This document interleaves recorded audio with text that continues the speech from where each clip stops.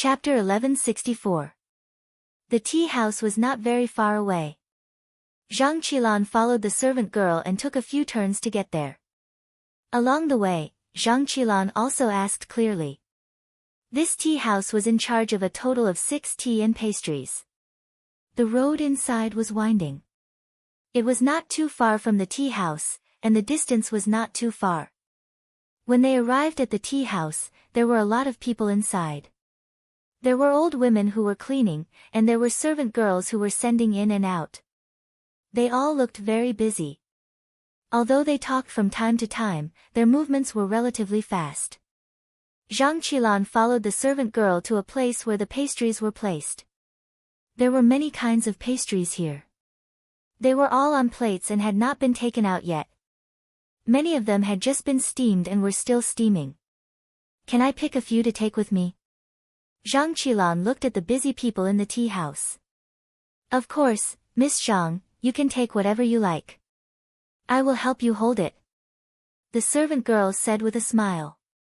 Zhang Qilan looked at it and picked a few pieces of hot pastries that were still steaming. At first glance, it was obvious that they had just come out of the oven. They were still sweet and appetizing.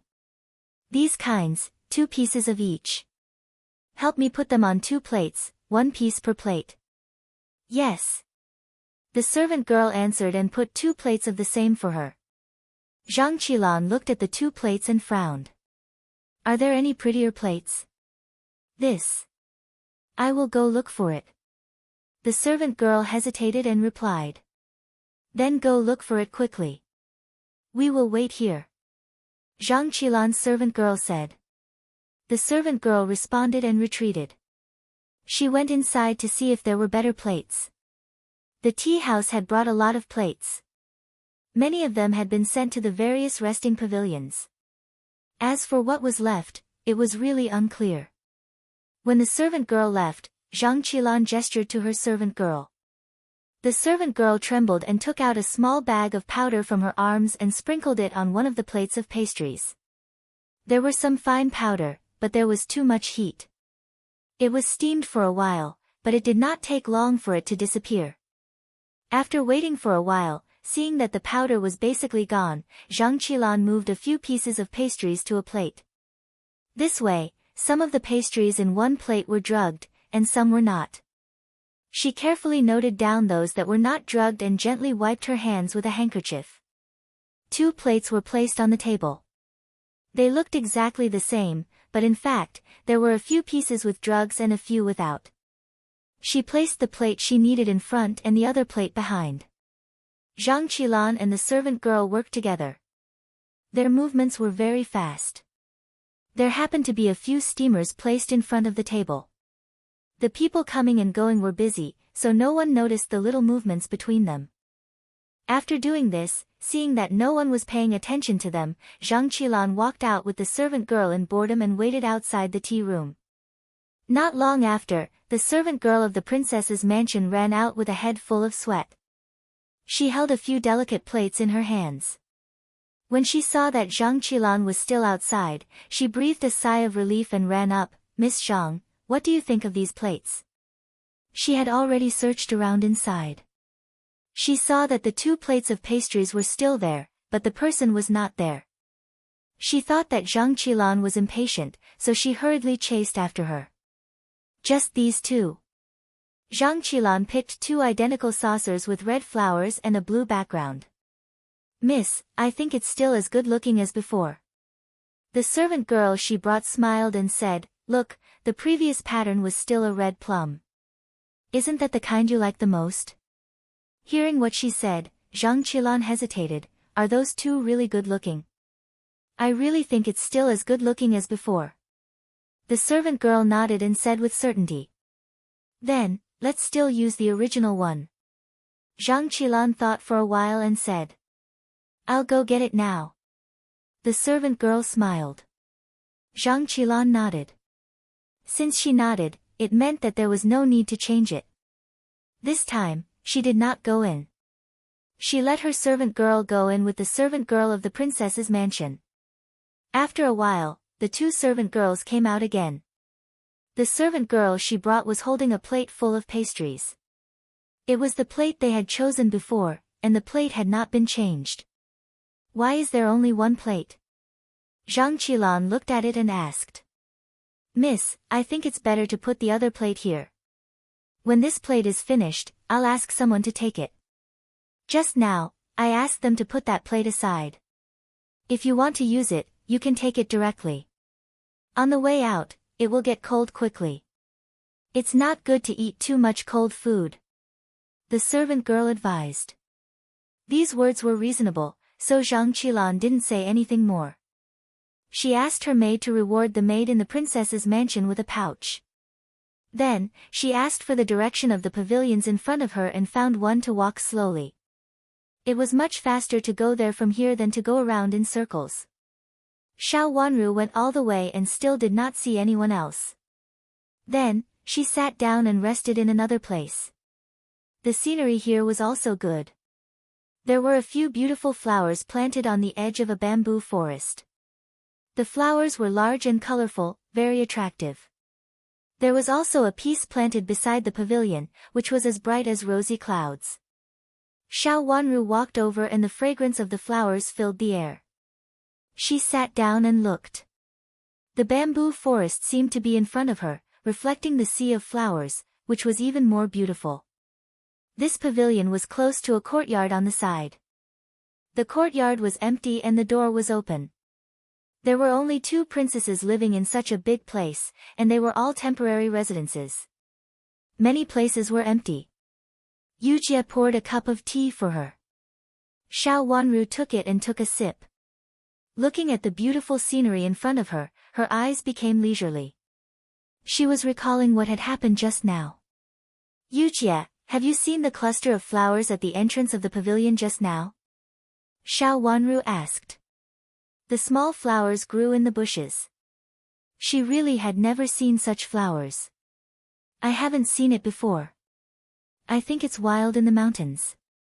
How could people like the 2 princesses like wild flowers in the mountains? They don't look as colorful as the one in front of us, and they don't look as good as this one. Yujie shook her head. She just felt that these flowers did not seem to be carefully cultivated, but more like wild flowers. How could noble princesses like Princess Yu Tao and Princess Yu Yan grow this kind of wild flower? Yujie couldn't figure it out. Xiao Wanru was silent for a moment and was more sure that these flowers were unusual. It had only been a few days since they came to the capital.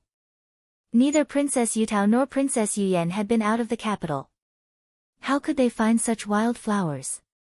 As for others, it was even more impossible for them to give them such wild shrub flowers.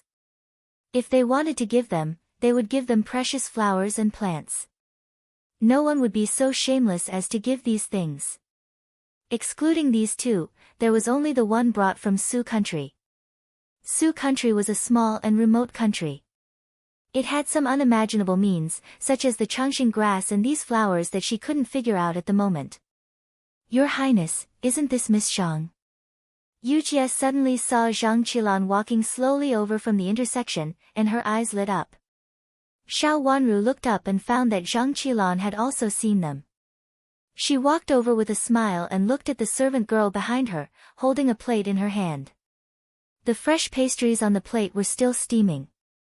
Greetings, Princess Chen. Zhang Qilan came over, leaned to Xiao Wanru with a smile, and said with a bit of mischief. Xiao Wanru stood up and said, Don't stand on ceremony. Sit down. I heard that you were in front of me, but I didn't expect you to be behind me. Originally, I was in front of you. Later, I wanted to get some fresh pastries, so I specially went to the tea room and asked the tea room to find some freshly baked pastries for me. Zhang Qilan said with a smile and asked the servant girl to put down the pastries. She gently pushed them with her hand. Let's try them together. They have just been baked. They are fresher than those placed here. There were pastries on the stone table, but they were no longer hot. The pastries in Zhang Qilan's hands were still hot. At first glance, it was obvious that they had not been out of the pot for a long time. The sweet fragrance of the pastries entered their noses and was very tempting. After walking for a while, they were hungry, but it was not time to eat.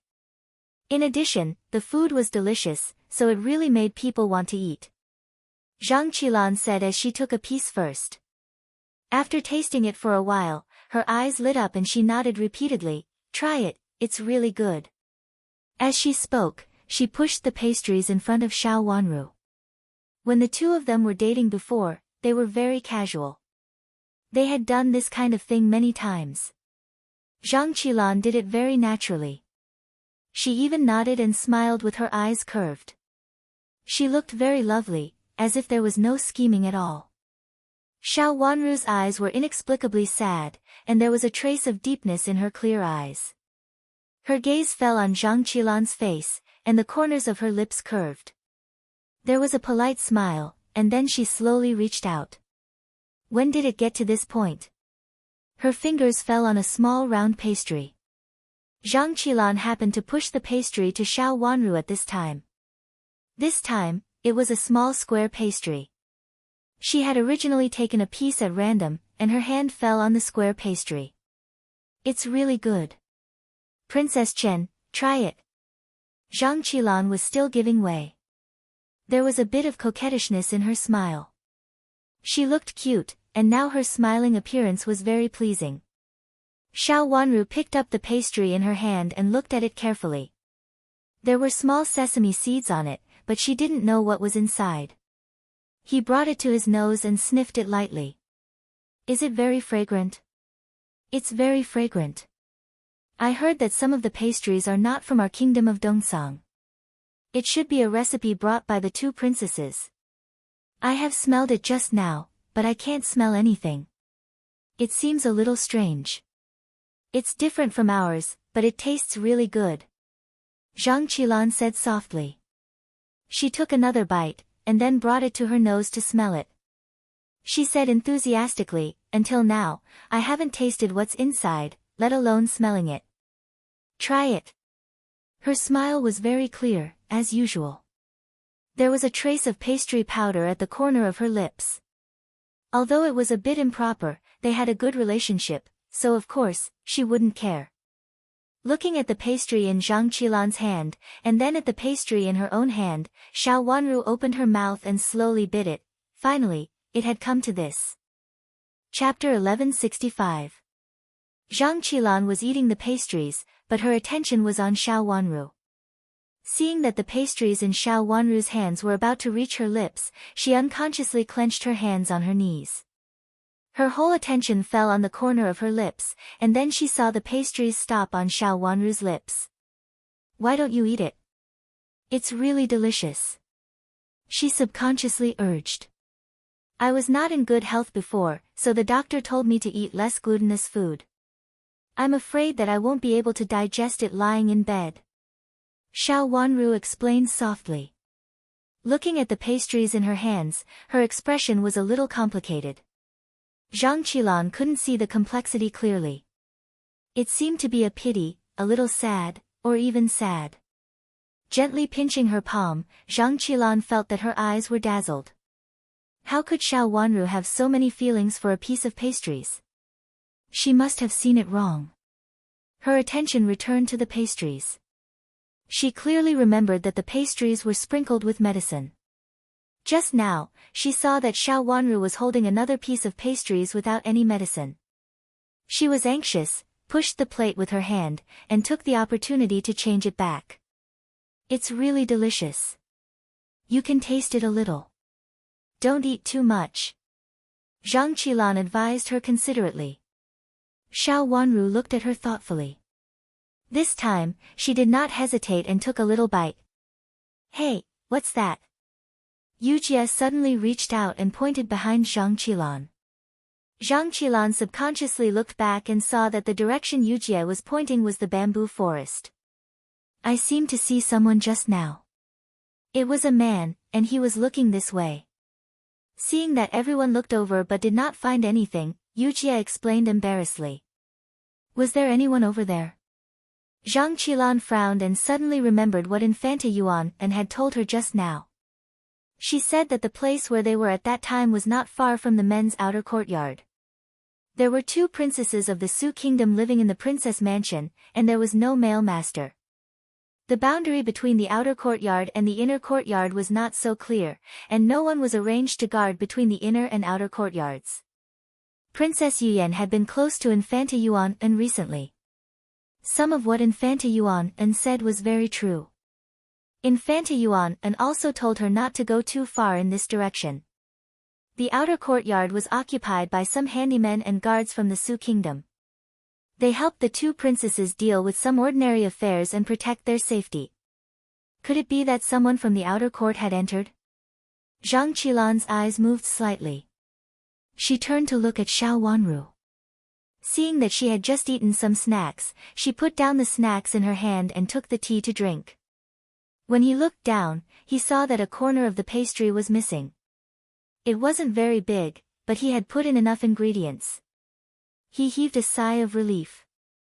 This is the inner courtyard of the princess's mansion. How can a man appear here? There must be a mistake. Zhang Qilan laughed. Xiao Wanru put down the teacup in her hand and nodded, maybe I saw it wrong. The bamboo shadow over there is swaying like a cyan robe. Hearing the 2 masters say so, Yujia lowered her head in embarrassment. This. Maybe. Does Princess Chen feel that the pollen here is a little thick? Zhang Qilan reached out and touched her head, frowned, and asked. I think so. Zhang Qilan's eyes narrowed slightly, and no one could see the coldness at the bottom of her eyes. She had thought that Zhang Qilan was a friend she could befriend, but now it seemed that she had thought too much. In fact, when Zhang Qilan was appointed as Princess Yu, the 2 were destined to go to the opposite side. In her previous life, there was no trace of Zhang Qilan in her memory. In this life, the 2 of them met in the Yuhui nunnery by chance. Until now, she only felt that the world was unpredictable. She could be sure that Zhang Qilan had drugged her. If she hadn't been vigilant against Zhang Qilan, she would have been tricked. As for this drug, it must have been brought in by Zhang Qilan early on. That was to say, Zhang Qilan had been malicious to her for a long time. She didn't do anything to her because the reason was not enough. The reason seemed to be enough now. Was it just now? She immediately figured out what she couldn't figure out before. Just now, Chu Liuyue's appearance must have been seen by Zhang Qilan. Of course, someone was plotting against him. Xiao Wanru was not surprised by this and didn't think there was anything wrong with it.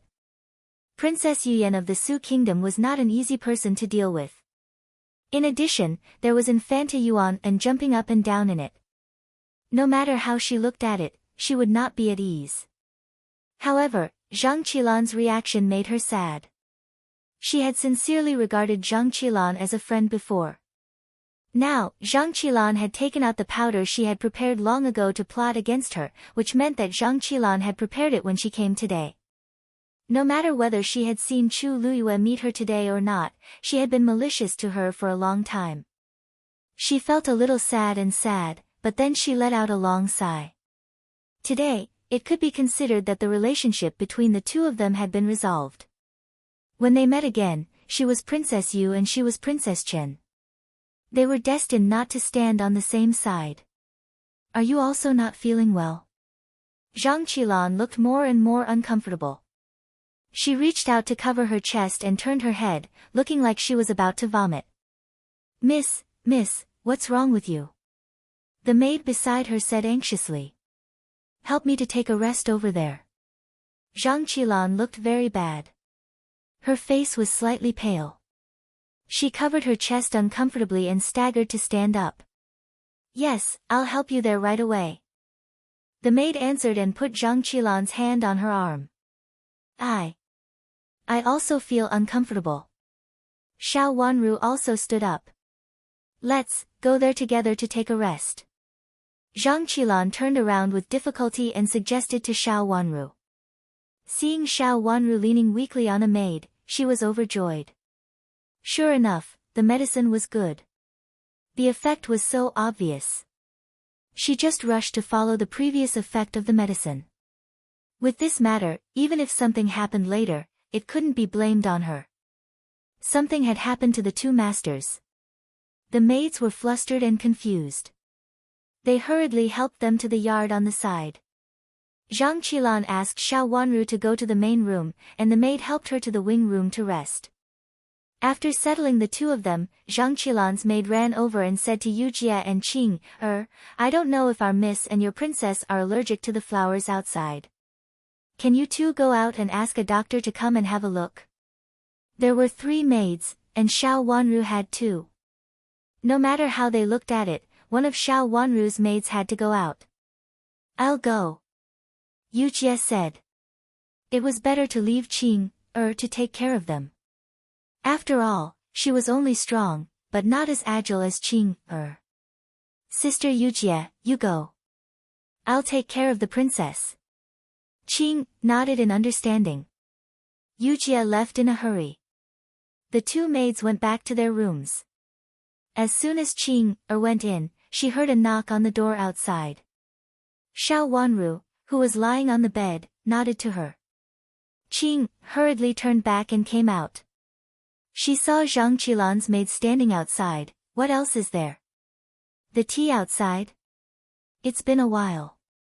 Let's go to the tea room and get some hot tea for the master, okay? The maid said. Our princess is resting here and can't leave for a while, Qing said in embarrassment. Then I'll go get it. Please take care of my Mississippi. My miss vomited just now. She's very uncomfortable. The servant girl said eagerly. Compared with Xiao Wanru, Zhang Qilan didn't look very good just now. Okay, don't worry. I'll take care of her. Qing nodded. At this time, she could only do so. Can you come over first? Our miss's situation is really bad. The maid said worriedly. Qing had no choice but to follow. When she entered, she saw Zhang Qilan lying weakly on the bed. Her whole body was twitching slightly. She looked much worse than Xiao Wanru. The maid took a handkerchief and said, Please take care of our Mississippi. I'll go to the tea room to get some hot water now. It'll be quick. Don't go away for the time being. But what about our princess? Qing was dumbfounded. Just for a while. I'll be back soon. Although our miss usually looks healthy, she's actually not in good health. I'm afraid that something will really happen to her now. The maid cried. Seeing that she was still wasting time here, Qing hurriedly said, Go and come back quickly. Okay, I will. The maid ran out in a hurry. When she went outside, she looked at the direction and didn't go to the tea room just now. Instead, she went outside, in the direction of the outer courtyard. There were handymen in the outer courtyard. Miss also brought an old maid here today. She had been waiting there since early. Miss had prepared the dregs a long time ago, and so had the old maid. Knowing that she was going to meet Prince Chen today, Miss also had a plan. But when they were in the carriage, she said that it was better to be prepared. Now that it was really carried out, the maid was still afraid. Fortunately, not long after she left, she saw her old maid. When the old maid saw the maid, she immediately understood what she meant. After walking for a while with the maid, she came to the back of a house and made a gesture to the maid. The maid hurriedly hid herself. A servant in his 30s came over. He looked very thin. The old maid hid in the corner of the house and watched the man walk behind her. She picked up a wooden stick that she had prepared earlier and hit the man's head hard. The man shook a few times and immediately fainted. The blow hit the target. The old maid and the maid were overjoyed and came out of the dark. The old maid was very strong. She carried the thin man on her back and followed the maid to the courtyard. As long as she threw the man on Prince Chen's bed, it would be over. Princess Chen should have fainted now and wouldn't know who did it. Miss just wanted to damage Princess Chen's reputation. No matter whether Princess Chen was framed or not, lying in bed with a man was a disgrace. Princess Chen and Prince Yu had an ambiguous relationship, so she should be punished. Even if others couldn't see it, this matter would become Mrs. blackmail against Princess Chen. Thinking of this, the maid immediately felt that she was helping Miss vent her anger. It was not a big deal, so she became courageous. At the gate of the courtyard, the maid went to the tea room to get hot water. Under the guidance of the maid, the old maid knew that there was only Princess Chen in the middle of the main room, so she quietly slipped into the courtyard with the man on her back. She sneaked to the main room, pushed the door to the door of the main room, and opened it gently. Chapter 1166. The old maid was very strong and fat, so it didn't take her much effort to bring a thin man over. She gently pushed the door open. Before she could see clearly, she was hit hard in the face. Her body went limp and she almost fell to the ground. Fortunately, she reacted quickly. She threw away the stick in her hand and held the door frame by herself. In the room, Yujie stood in front of Xiao Wanru with alert eyes and held the door bolt in her hand. In fact, she didn't use too much strength because she was afraid of beating the old maid to death. She just wanted to knock the old maid out. Unexpectedly, the old maid was so strong that she didn't knock the old maid out with a stick. Seeing the situation in the room clearly, the old maid also felt dizzy. She stammered and pointed at Yujie and Xiao Wanru behind Yujie. You, how dare you plot against our princess? You are so rebellious. The guards will come later and execute your 9 generations. Yujie held the wooden stick in her hand and threatened with a sneer. The old maid was just an inferior servant. She was very strong and could be regarded as the strongest among the women in the inner courtyard of Prime Minister Zhang's mansion. However, she was not very knowledgeable. As soon as she heard that the old maid's family would be punished, she became weak and directly sat on the ground. She trembled and couldn't say a word. How could she dare to do harm to Xiao Wanru? If you want to live, bring your people here. Xiao Wanru's eyes fell on the old maid coldly and she said coldly. After that, Yujie walked past the old maid and said sternly to the trembling old maid, "Hurry up." Hearing that there was a chance to live, the old maid finally regained some strength. She was about to drag the unconscious servant who fell to the ground. She was so flustered that she almost fell. Yujie had to reach out to help her so that she could help the old maid get up again and stagger to the next wing room. The old maid regretted it. She shouldn't have listened to her master. She coveted the banknote and followed her master to do such a thing. She even plotted against Princess Chen. Previously, the old maid only knew that her master didn't like a woman and wanted to teach her a lesson, so she didn't care. Her master was the future Princess Yu. Even if she taught the womenfolk of the other mansion a lesson, so what? She thought it was nothing serious, but she didn't expect that it was Princess Chen who was plotted against. She was Prince Chen's princess. Even if she was just an ignorant old maid, she knew that something big was going to happen. His legs were sore, so he dragged him to the next room. Xiao Wanru entered the wing room first. Seeing Xiao Wanru come in, Zhang Qilan and Qing on the bed had completely different reactions. Zhang Qilan looked as if she had seen a ghost. Calculating the time, Xiao Wanru must have fainted. How could she appear in front of her? Qing naturally stepped aside and stood on Xiao Wanru. Why are you here? Zhang Qilan's voice was floating. I always thought you were upright. I didn't expect that before you married into Prince Yu's mansion, you and I are like fire and water, and you must kill me. Xiao Wanru looked at Zhang Qilan calmly. She had already been sad. At this time, she was calm, extremely calm, as if it was someone else's business. Only the deepness in her eyes indicated that she wasn't really calm at the moment. Princess Chen. What does this mean? Zhang Qilan tried hard to calm down and pretended to be calm as she replied. Although she didn't know what had happened, she was sure that things were not good. Of course, she wouldn't admit anything at this time. Miss Zhang, are you unwilling to admit it? It seems that the previous straightforward Miss Zhang is also fake. She is indeed the future Princess Yu. Since you have done such a thing, you must have planned it long ago. I just don't understand.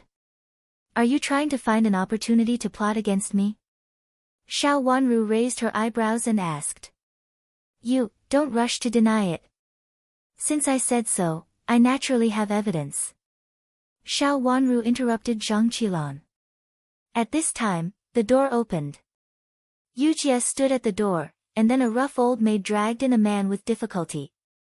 Zhang Qilan's calmness was immediately broken, and her face changed greatly. Miss Zhang, I don't need to ask. Which mansion is this old maid from?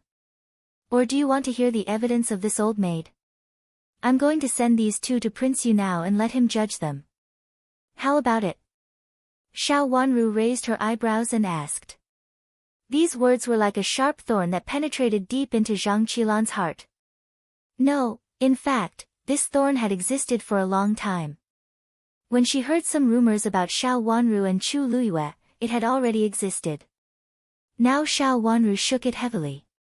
Xiao Wanru, are you so sure that Prince Yu will help you?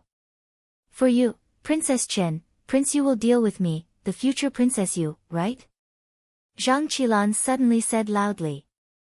Her sharp voice was so penetrating that the servant girl, who had just arrived at the gate of the courtyard, was startled. The 2 cups of hot tea in her hands almost fell. Seeing the voice coming from her master's room, the servant girl was anxious. She walked to the door in a few steps and pushed it open. She was stunned when she saw the scene in the room. Shouldn't Princess Chen be in the room at this time? Why did it come to her master? It seemed that her master was at a disadvantage. Zhang Qilan, I will only tell you this once. Prince Yu has nothing to do with me. The reason why I sent you to Prince Yu is to let him ask about this matter. Xiao Wanru said. Zhang Qilan was stunned. She didn't expect Xiao Wanru to have no intention of revealing this matter. Miss Zhang, I brought you here. I also brought your words. Our relationship in the past is written off. Xiao Wanru raised her eyes and said. She let Zhang Qilan go today because of the relationship between them, but now the relationship had been broken. If there was nothing between you and Prince Yu, why would I do this? Zhang Qilan's faint voice came from behind. Xiao Wanru's footsteps suddenly stopped by the door. After a pause, she suddenly turned around and said with a strong look in her eyes, since Miss Zhang intends to say it clearly, I won't hide it from you, lest Miss Zhang accidentally fall into someone else's trap and drag me down. Miss Zhang, tell me, when did Prince Yu and I have something to do? Let's make it clear today, lest Miss Zhang feels wronged. If there was nothing between you and Prince Yu, why would Prince Yu go to the Empress to ask for your hand in marriage? Zhang Qilan's face was flushed from being questioned, and she argued with a flushed face. Prince Yu asked for my hand in marriage. Xiao Wanru was stunned. She really didn't know about this. You see, since everyone has decided to make it clear, why do you have to hide this matter? Zhang Qilan sneered. I really don't know about this, but I want to ask you, where did you get it from? If this kind of thing wasn't spread by someone with ulterior motives, do you think it will spread to your ears? Besides, even if Prince Yu really asked for my hand in marriage, so what? Does it mean that whoever Prince Yu asked to marry must have something between him and that person? Now that you are the future Princess Yu, does it mean that you have a relationship with Prince Yu long ago? Xiao Wanru asked with a sneer, her eyes cold. Although this was the first time she knew about this, she was even more disappointed. Zhang Qilan had suspected her long ago, but she didn't reveal anything in front of her. This so-called comradeship had probably already changed its nature when these words were spread. She originally thought that Zhang Qilan was also a good friend, but now she felt that she was wrong after all. If Zhang Qilan regarded her as a friend, when she heard this kind of thing and had doubts, the first person she would ask was her. However, she had never told him about it. She only hid her thoughts and waited for a suitable opportunity to deal a harsh blow to him. Just like this time, if someone found out that he was lying with a servant, he might not even be able to keep his life in the future. So what if she was Princess Chen? So what if she was framed? She had lost the dignity of the royal family. Even if Chu Luchen wanted to protect her, the Empress Dowager and the Emperor would not allow it. Or even if they kept her alive, the position of Princess Chen could not be kept. She would either be demoted to a concubine or sent to Marquis Xing's mansion. It seemed to be a simple move, but for a woman, it was more vicious than taking someone's life. You. The deepest feeling in Zhang Qilan's heart was dug out. She was ashamed and annoyed. You just pulled Prince Yu and did something shamelessly behind the rockery. Even without what happened just now, you are actually sorry for Prince Chen and me. Speaking of this, Zhang Qilan's original guilty conscience became angry again. Let's not talk about what you said before. This time it must be true, right? Should I still tolerate you at this time? The matter just now was stuck in her throat. It was difficult to say it before, but in the current situation, she blurted it out. After saying that, she looked at Xiao Wanru angrily. Zhang Qilan, in fact, you don't have to make it sound so dignified. If you didn't plan to plot against me early, you wouldn't have arranged for people early and prepared the powder early. Don't tell me that this was prepared for you by Infanta Yuan and or the two princesses. I believe that you have a way out for other things. Xiao Wanru said. Her words were aggressive, forcing Zhang Qilan to face the unbearable feeling in her heart. I met Prince Yu just now because he heard that you invited him over. He was asked to come, but he saw me. I think Prince Yu will ask you personally later. Miss Zhang, just listen to Prince Yu's explanation.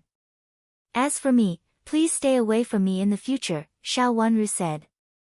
After saying that, she glanced at Zhang Qilan with a bit of ridicule, as well as the trembling old maid and the fainted man beside her. She raised the corner of her mouth and said, Miss Zhang, you'd better find a reason to explain clearly what is going on. Infanta Yuan and the two princesses may be arriving soon. You, what do you mean? Zhang Qilan was shocked and asked anxiously. I don't mean anything. It's just that you should explain the situation now. Otherwise, I'm afraid I will tell the whole reason. At that time, Miss Zhang's reputation will be ruined, and your father will be implicated. As for the position of Prince Yu, you may have to give it to another woman. Since you are willing to give it up, there will naturally be someone willing to accept it. Xiao Wanru said. This time, after saying that, she walked out and turned back to the main room. The two maids followed her closely and guarded her. When she entered the room, she went straight into the inner room and sat on the bed in the middle. Princess. Yu Jie said. Let's just listen quietly. Xiao Wanru waved her hand and motioned for her not to say anything. She listened carefully and found that someone had come outside. Chapter 1167. I'm also tired. Let's go in and have a rest. Princess Yuyan led Infanta Yuan and into the yard with a large group of servant girls. They were like stars surrounding the moon, which was also in line with her identity as a princess. Thank you, Princess Yuyan. I happen to be tired. Infanta Yuan pressed her eyebrows with a handkerchief and said with a smile. The two of them went to the main room together, with a trace of pride in their eyes. Zhang Qilan thought that she had done it secretly, but in fact, everything had been calculated by Infanta Yuan and Princess Yuyan.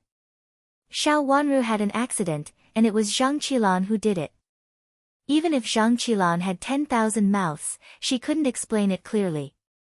Some of Zhang Qilan's previous tricks had already been broken by them. Even if someone investigated, Zhang Qilan would definitely be the one to find out. Xiao Wanru's reputation was ruined, and Zhang Qilan framed her. After both of them suffered losses, the positions of Princess Yu and Princess Chen would be vacant. It would be easy for Princess Yuyan to marry anyone she wanted. The door of the main room was tightly closed. Why is this room closed? Infanta Yuan looked at the tightly closed door and asked in confusion, is it possible that someone is already resting inside? Let's see which miss is inside. Princess Yuyan said. She was not surprised that the door was tightly closed. Just now, when Zhang Qilan came in with Xiao Wanru, Princess Yuyan's people didn't dare to get too close, for fear of being discovered. Later, when an old maid came in with a man, they saw it. When Yu Jie left, Zhang Qilan's servant girl left, they also saw it, and they didn't find Zhang Qilan and Xiao Wanru left. They were sure that something must have happened, but they didn't know to what extent. Zhang Qilan's jealousy of Xiao Wanru was on the verge of exploding after being provoked a few times. She also told her that she would see Prince Yu and Princess Chen today. The implied words would make Zhang Qilan want to do it, so Zhang Qilan must be prepared today. Princess Chen was in poor health and usually lived in seclusion. Now that Prince Chen had returned to his mansion, no one dared to go to his mansion to make trouble. If they missed this time, there would be no next time. How could Zhang Qilan not be prepared? As for the scene where Zhang Qilan saw Chu Luyue and Xiao Wanru, it was also specially arranged. Although he felt that even without this scene, Zhang Qilan would still make a move, at least with this scene, Zhang Qilan would be more ruthless and vicious. There were some small accidents in it. Originally, Prince Yu couldn't control himself and hugged Xiao Wanru on the spot. Unexpectedly, the two of them separated peacefully. Originally, he wanted to let Zhang Qilan, who saw this scene, be directly stimulated and confirm all the doubts in her heart in the past. Zhang Qilan would believe that there was something between Chu Luyue and Xiao Wanru. Then, after Zhang Qilan's matter was exposed, she would definitely expose the affair between them crazily. Even if she did not harm Xiao Wanru would not have a chance to turn over because of this. The emperor couldn't do anything to Chu Luyue, but he would kill Xiao Wanru, who was a source of trouble. There were many ways to make a person disappear silently. As for Zhang Qilan, could she escape after hurting someone? This situation meant that there was someone in the house, and the door was closed, which meant that something was up. Princess Yuyan and Infanta Yuan smiled knowingly. The two of them were the most innocent passers-by. They just happened to encounter this. A maid went forward to knock on the door. At first, she knocked vigorously, and then she knocked hard. After a long while, she saw Yujie come to open the door. Yujie opened the door halfway. When she saw Princess Yuyan and Infanta Yuan standing outside, her face changed greatly. She hurriedly tried to close the door. A palace maid beside Princess Yuyan stepped forward and blocked the door. "Why don't you salute when you see our princess?" The palace maid scolded. Greetings, princess." Yujie had to bow her head and salute, but her body blocked the door. Infanta Yuan looked inside the slightly opened door and saw no one. She should be in the inner room. She took a step forward and was about to push the door open. "Your Highness, our princess is resting in the inner room," Yujie hurriedly said. "Is your princess not feeling well? Do you want a doctor to come and have a look?" Infanta Yuan put down her hand and asked with concern. "Our princess is a little unwell, but she should be fine now," Yujie hurriedly explained, which made people more suspicious. It was very likely that something had happened to Xiao Wanru in the inner room. Infanta Yuan felt complacent in her heart. The three princes had chosen three princesses. No matter the unmarried Princess Yu or the married Princess Chen, she was the only one who deserved the title in the end. For this reason, the Empress Dowager and the Emperor would think highly of her and Prince Zhou's mansion. Even if concubine Lan in the imperial palace was favored, so what? Prince Chen couldn't even clean up the inner courtyard, let alone deal with the imperial court. She was eager to enter the door to see what happened to Xiao Wanru. "Since Princess Chen is fine, Your Highness, let's go in and have a look," Infanta Yuan invited. "Okay."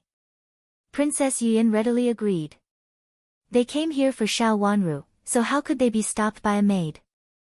Moreover, the maid looked flustered and dared to step forward to stop them, which meant that something had happened inside. Otherwise, there would be no sound inside when they were in such a mess. Your Highness, our princess is resting." Yujie stepped forward to stop them again. "We just want to see Princess Chen. If she is really in trouble, I will immediately send for a doctor," Princess Yuyan said in a very gentle manner. Infanta Yuan frowned and said unhappily, "You are just a little maid. Why are you blocking the way? Do you want to hurt your master?" "Your Highness, I didn't."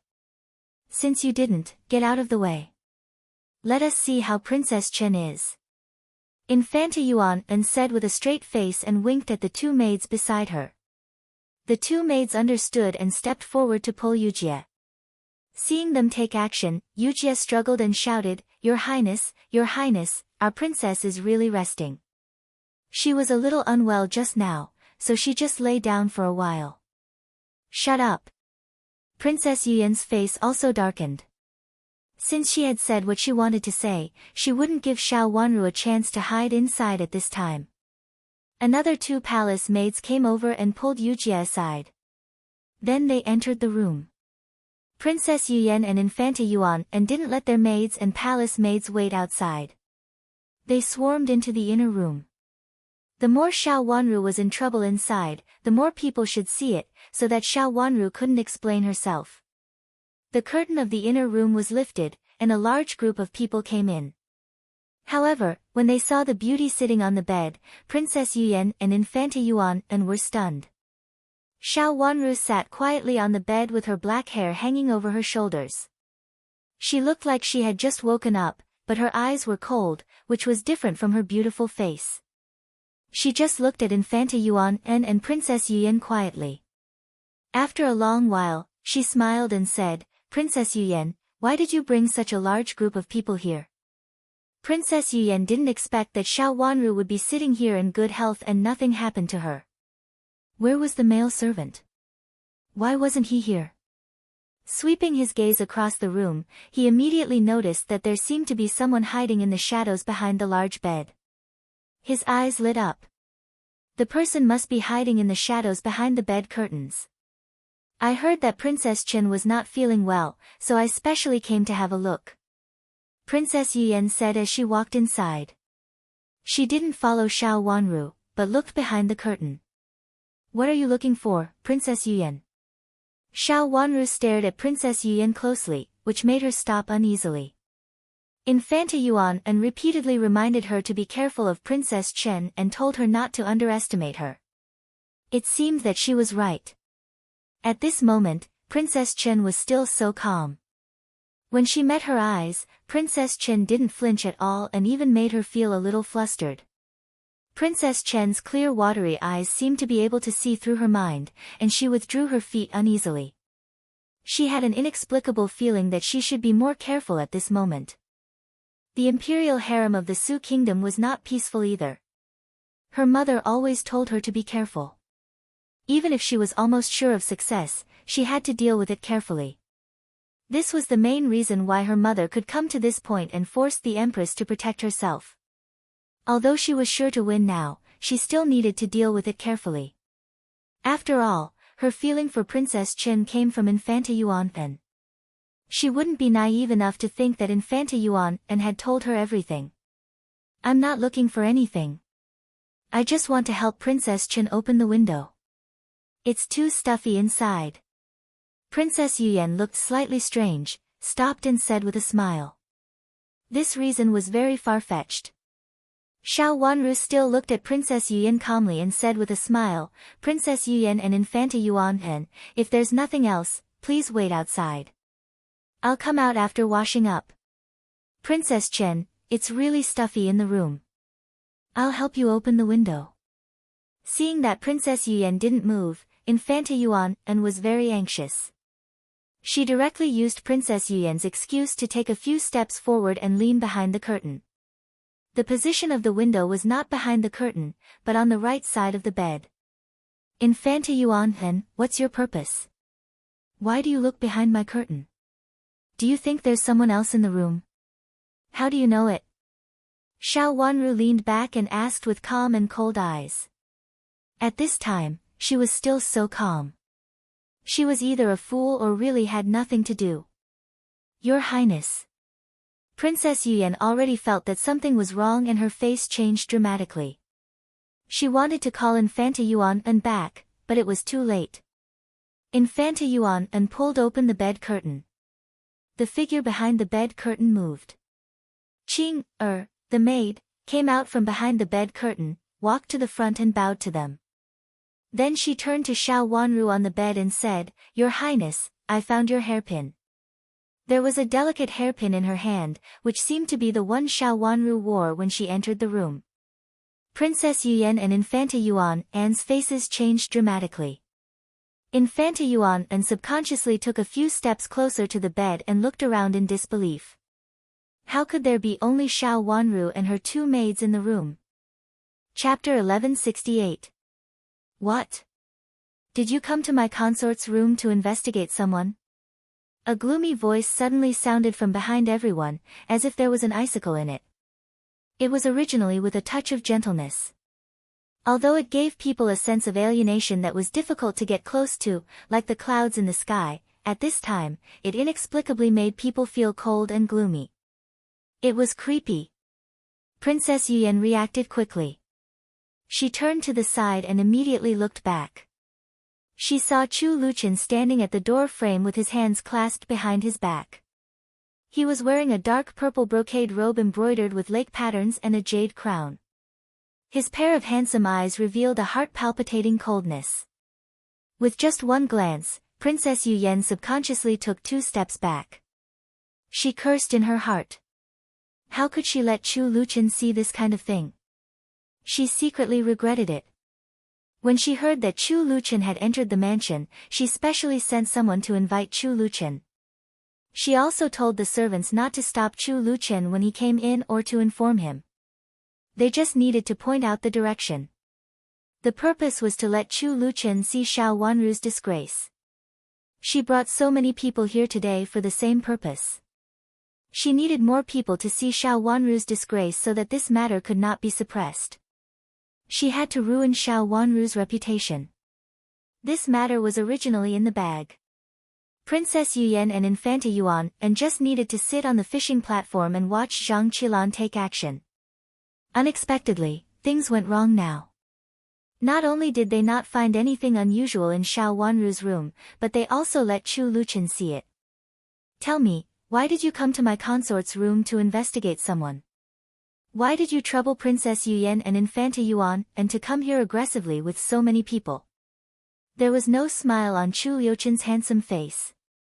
He walked in slowly and walked past Princess Yuyan and Infanta Yuan and Xiao Wanru smiled. She knew that she just needed to wait and see. Chu Luchan came at the right time. Infanta Yuan and felt uneasy and wanted to go back. Her current situation was even stranger than Princess Yuyan's. She was behind the bed curtain. In order to see it clearly, she deliberately moved closer to the back of the bed. This posture had already explained everything. I saw something fell behind the bed. Just now, Princess Chen asked her servant girl to pick up the hairpin. Infanta Yuan and argued with difficulty. He carefully retracted his footsteps and wanted to turn around again. Help this princess. Chu Luchan stared at Infanta Yuan and coldly. His eyes were as deep as the abyss, without any warmth. Infanta Yuan and was terrified.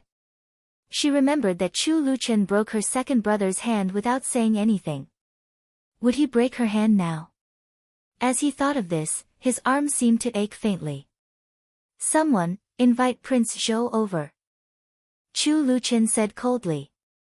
Xiao Xuanzi, who was at the door, responded and hurriedly went out to Chu Liuzhou, who was standing in the yard leisurely enjoying the scenery, and said with a smile, Your Highness, our prince invites you in. When they entered the door just now, they happened to be there. Chu Luiwei wanted to come over after hearing Yu Jie's rumor. Chu Luchan heard the message sent by Princess Yuyan. Chu Liuzhou saw them coming over, so he asked to come over together. In the yard, Chu Luiwei went to Zhang Qilan's wing room, and Chu Luchan went to the main room. It was inconvenient for Chu Liuzhou to go in, so he wandered in the yard and listened to the movements inside. The room in the middle was the most noisy. There seemed to be a lot of people in it, but he still didn't know that Infanta Yuan was inside. Hearing Xiao Xuanzi's words, he looked around the room curiously and asked, Who's inside? Infanta Yuan is also inside. Xiao Xuanzi said with a smile. Okay. Chu Liuzhou said indifferently and walked into the room. Since Chu Luchan didn't avoid him and Yuan was also inside, it was okay for him to go in and have a look. The gauze curtain in the inner room had fallen layer by layer, blocking Xiao Wanru's figure on the bed. Infanta Yuan wanted to come back when the two servant girls lowered the gauze curtain. However, as soon as she looked up, she saw Chu Liuchen's cold eyes falling on her face. The feeling of being stared at by a poisonous snake made her not dare to move at all and freeze there. Her back was sweating, and her throat was dry. She turned to Princess Yuyan for help. Princess Yuyan coughed in a low voice and showed a charming smile on her face. Since Prince Chen is here, let's talk outside. We can't let Prince Zhou enter the inner room. As she said, she looked at Xiao Wanru, who was sitting on the bed. Even if the gauze curtain fell, it was not the right time for Prince Zhou to come in. Since I'm here, I'm not afraid of any gossip. If someone talks too much, just kill him. Chu Luchen rolled his deep eyes and said slowly. This is not good. Princess Yuyan's forehead was also sweating. There are a lot of people here, and they are all my trusted subordinates from the Su state. Infanta Yuan and subordinates are also from Great Elder Princess's mansion. So what? Could it be that you think that Imperial Uncle will blame this prince for killing these people? Chu Luchen said in an understated tone, as if he was not talking about the lives of so many people present, but the most common greeting in the weather. The maids and palace maids who came with Princess Yuyan and Infanta Yuan and all looked at the ground and trembled unconsciously. They all felt the killing intent in Prince Chen's words. He really wanted to kill them, not to threaten them. Many people regretted it, and their faces were pale without a trace of blood, especially the trusted palace maids brought by Princess Yuyan from the Su state. If they had known that Prince Chen was so lawless, they should have persuaded Princess Yuyan to not let Princess Yuyan set up such a trap. What's going on? Chu Liuzhou's voice came from the door. He looked around the room and his eyes fell on Infanta Yuan, who was in the innermost room. He frowned because he didn't expect to see such a scene. Princess Yuan's position was really surprising. She actually stood behind the bed alone, and it could be said that she had even squeezed into the curtains behind her. It was really undignified, as if she wanted to squeeze into the curtains. The dignified Infanta Yuan looked more like she was going to do something, and she was going to squeeze to the back of the bed. Infanta Yuan's face turned red, and she didn't know whether to move forward or retreat. Suddenly, she lowered her head and began to wipe her tears with red eyes. Princess Yuyan's face relaxed. It would be much easier to solve the problem if Infanta Yuan cried. After all, Infanta Yuan was the future princess of Zhou. Now that Prince Zhou was still here, she should cry after suffering such a great grievance. Prince Chen couldn't force her to do anything. Could Prince Chen be so calculative with a woman to this extent? She was driven to tears. But the next moment, not only Princess Yuyan's face froze, but also Infanta Yuan, who was crying with grievance, stopped crying for a moment. No one expected that Chu Luchen would directly find Chu Liuzhou and directly reveal the matter without giving him any face. Second brother, you have to give me an explanation. Your future princess brought so many people to my princess's room to look for evidence. I don't know what evidence she is looking for. Is it the evidence of rebellion or the evidence of framing my princess? Tell me, so that I can help you to look for it. Chu Liuzhou's peaceful face changed greatly at once. Chu Liuchen's words were cunning, and Infanta Yuan's position and her embarrassed look showed that it was true. He felt annoyed. He had cooperated with Infanta Yuan several times before, and he felt that she was a good partner. His mother found a smart woman for him. He didn't expect that Infanta Yuan would reveal such a big mistake for him when he had such a feeling. There were so many people in the room, and the atmosphere seemed to be unfriendly. He took a deep breath and suppressed the sudden anger in his heart. He had insisted on following them because he felt that something was wrong. Whether it was Chu Liuyue's or Chu Liuchen's, he just wanted to watch the fun. He didn't expect that he would be involved in it instead of watching the fun. Infanta Yuan, what are you doing in Princess Chen's room? Chu Liuzhou asked. Although the gauze curtain on the bed was down, he could faintly see a figure. It should be Princess Chen inside. Your Highness, I don't want to look for any evidence. I just want to help Princess Chen find something behind the bed. Infanta Yuan cried again, feeling aggrieved. Infanta Yuan, when did you become so close to me? You rushed to help my servant girl find something for me and even check behind the bed? Xiao Wanru's cold voice, which was like ice on the bed, pierced through Infanta Yuan's fake peace. Infanta Yuan couldn't figure it out at the moment. Even if she dropped something, she could just send a servant girl to find it. As an infanta, even if she had a good relationship with Xiao Wanru, she couldn't look behind the bed in person, not to mention that she had an ordinary relationship with Xiao Wanru. There was dust behind the bed. If she accidentally rubbed it on her body, she would have to change her clothes and freshen up. Infanta Yuan's words were originally an argument. Because she had argued once before, she unconsciously used it to argue again. After she finished speaking, she found that it was not a reason at all. Her face was as red as blood, and she stammered but couldn't say anything. Second brother, if you don't like this king, you can directly deal with this king. Why send Princess Yuan to deal with this king's princess? This king's princess has always been unwell, and she was injured before. If something happens to her due to anger, will Princess Yuan pay with her life, or will Princess Yuyan pay? Chu Liuchen's cold eyes swept over the people present and finally fell on Chu Liuzhou. Suddenly, he smiled coldly. He was extremely handsome. When he smiled gently, he looked like an immortal that had descended from the heavens. However, when he smiled, there was a chill that came from the bones. It was as if something had crawled out of hell, and it made people feel a sense of emptiness and coldness. Princess Yuyan's face turned slightly pale. She took a step back subconsciously and didn't dare to get too close to Chu Luchen. His words were not empty talk. If something really happened to Xiao Wanru, Prince Qin would probably punish her and Infanta Yuan. Chapter 1169. Yuan, what's going on today? Didn't you come to the princess mansion as a guest? Why did you bring so many people and follow Princess Yuyan here?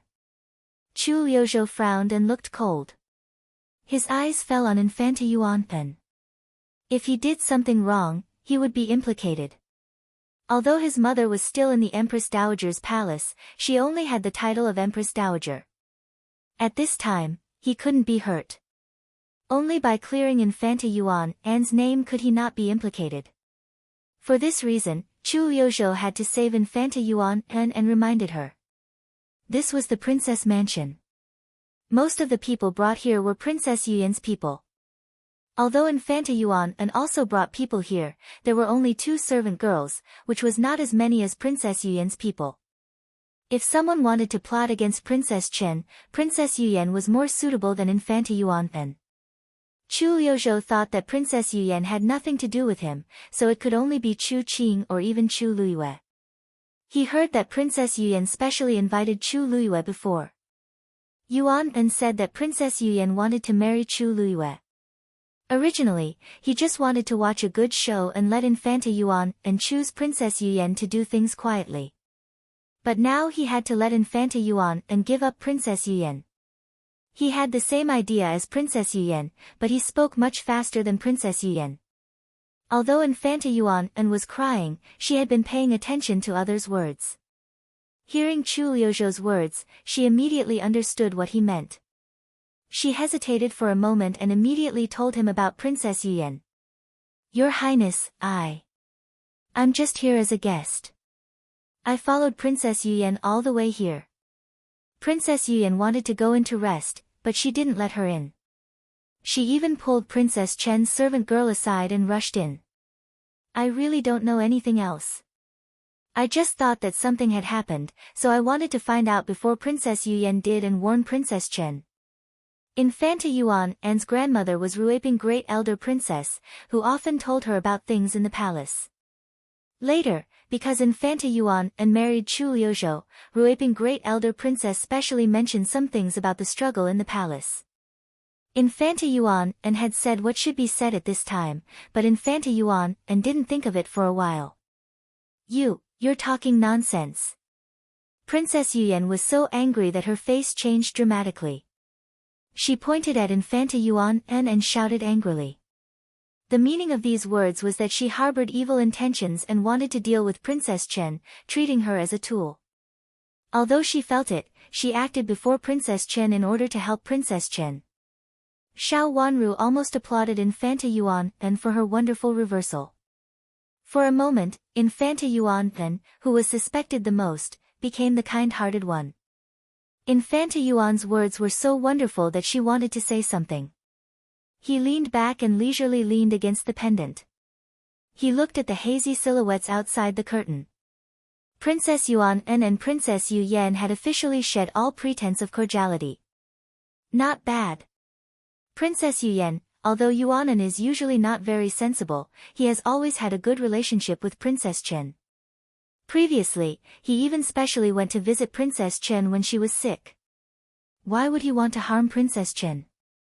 Princess Yu Yan, what is your reason? Did you find something here? Chu Liuzhou interrupted Princess Yu Yan's words with a sullen face. Her words were milder than Infanta Yuan An's. She didn't directly say that Princess Yu Yan deliberately framed Princess Chen, but secretly gave her a way out.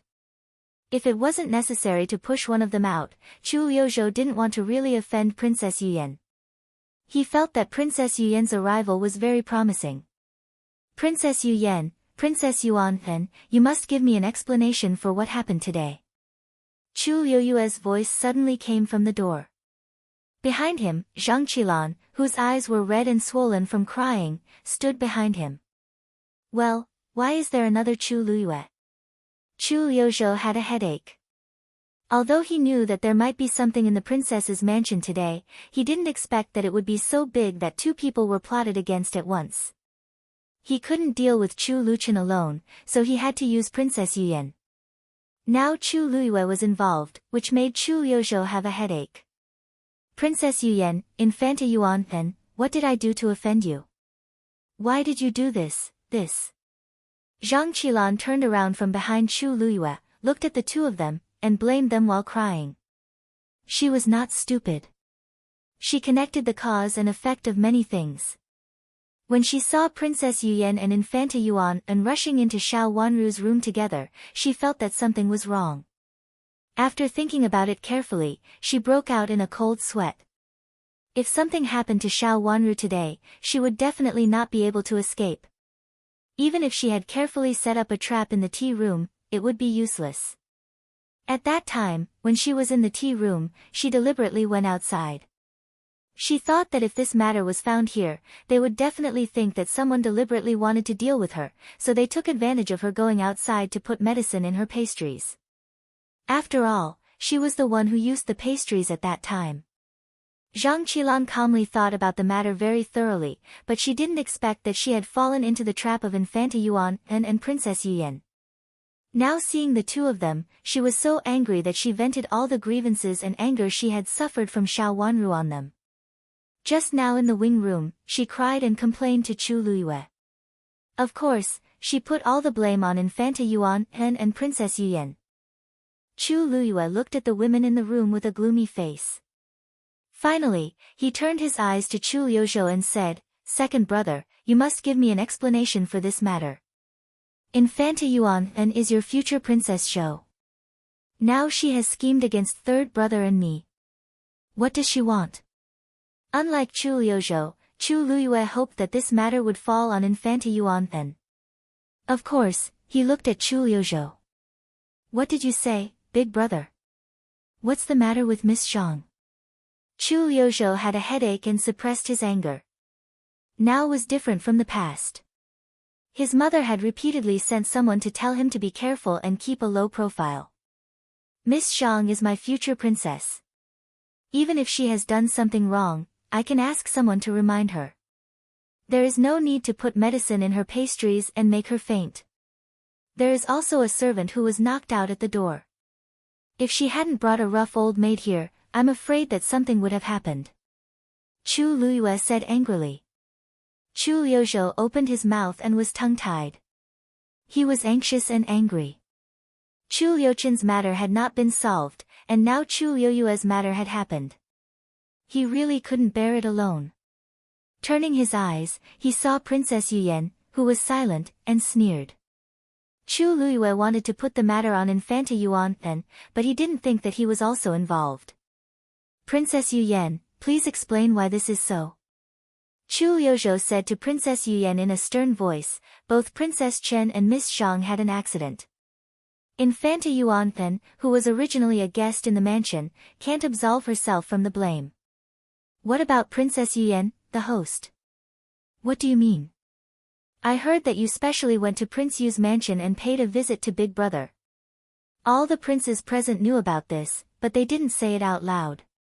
Zhang Qilan raised her head in surprise and looked at Princess Yuyan in astonishment.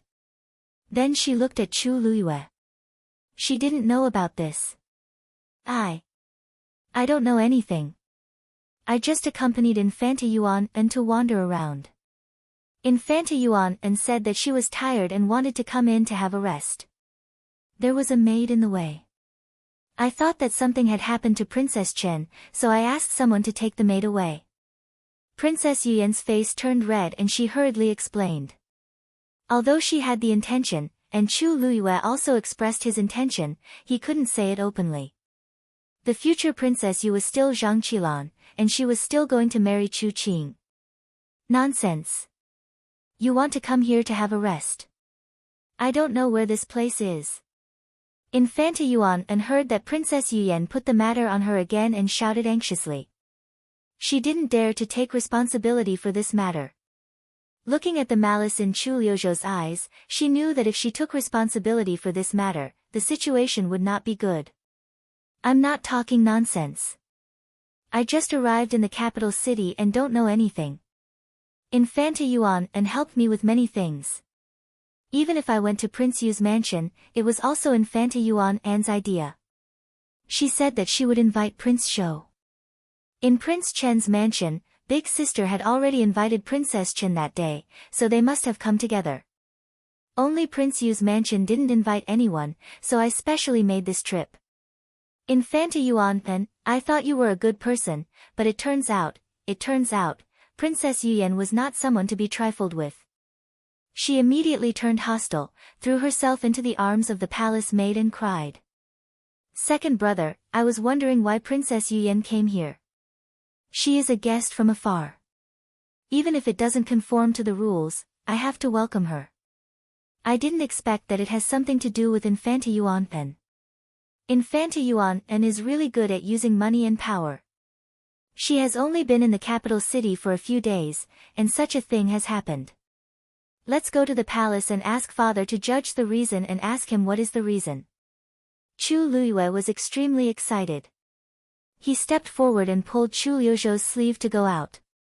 Princess Yuyan pushed all the blame to Infanta Yuan, so Infanta Yuan immediately became the biggest suspect. In particular, Princess Yuyan also pushed the matter of visiting Prince Yu's mansion to Infanta Yuan. Seeing Chu Liuzhou being pulled out by Chu Luiyue, Infanta Yuan was so anxious that she rushed over, grabbed Princess Yuyan's head, and burst into tears. Princess Yuyan, how can you say that? If you didn't want to be Princess Yu, how could I suggest you to go to Prince Yu's mansion? If you didn't want to marry Commandery Prince Qing and want to enter Prince Yu's mansion, how could you stay with Prince Yu alone? Now you actually pushed this matter to me. You've gone too far. What nonsense are you talking about?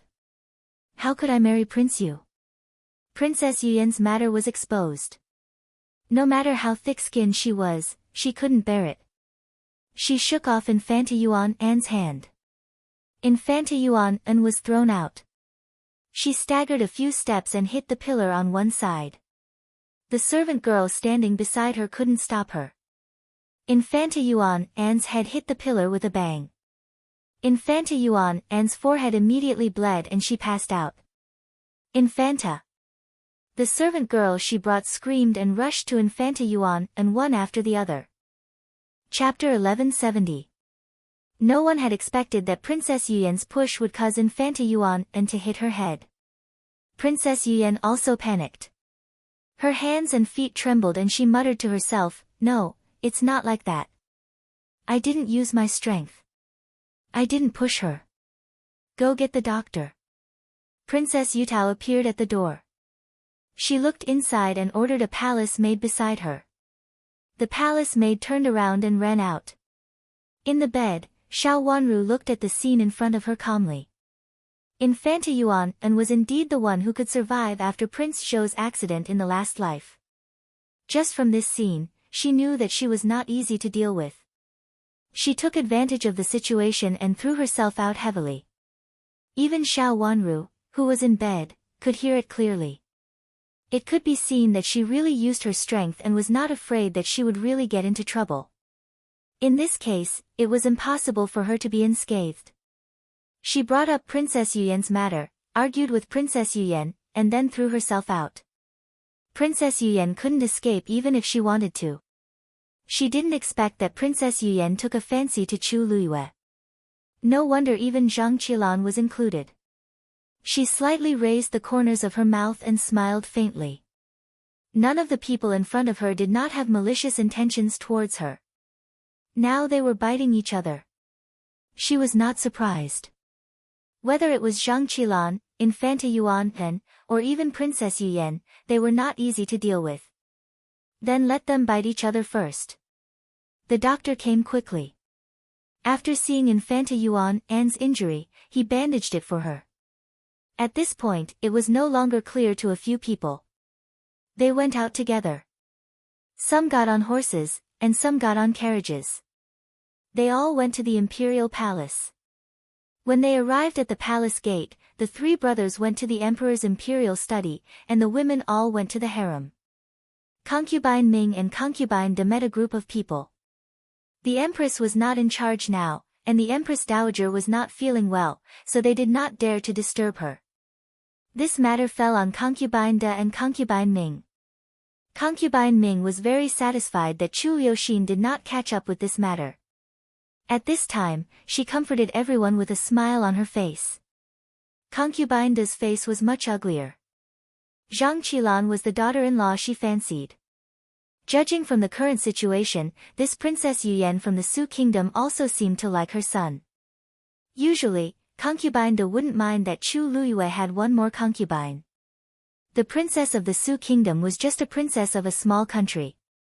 Although she had the backing of a country, the princess of the Su Kingdom didn't have much help, unless her brother was still the emperor of the Su Kingdom in the future. She was much less useful than Zhang Qilan. After seeing Zhang Qilan tell the story in tears, concubine De looked at Princess Yu Yan with an unfriendly expression.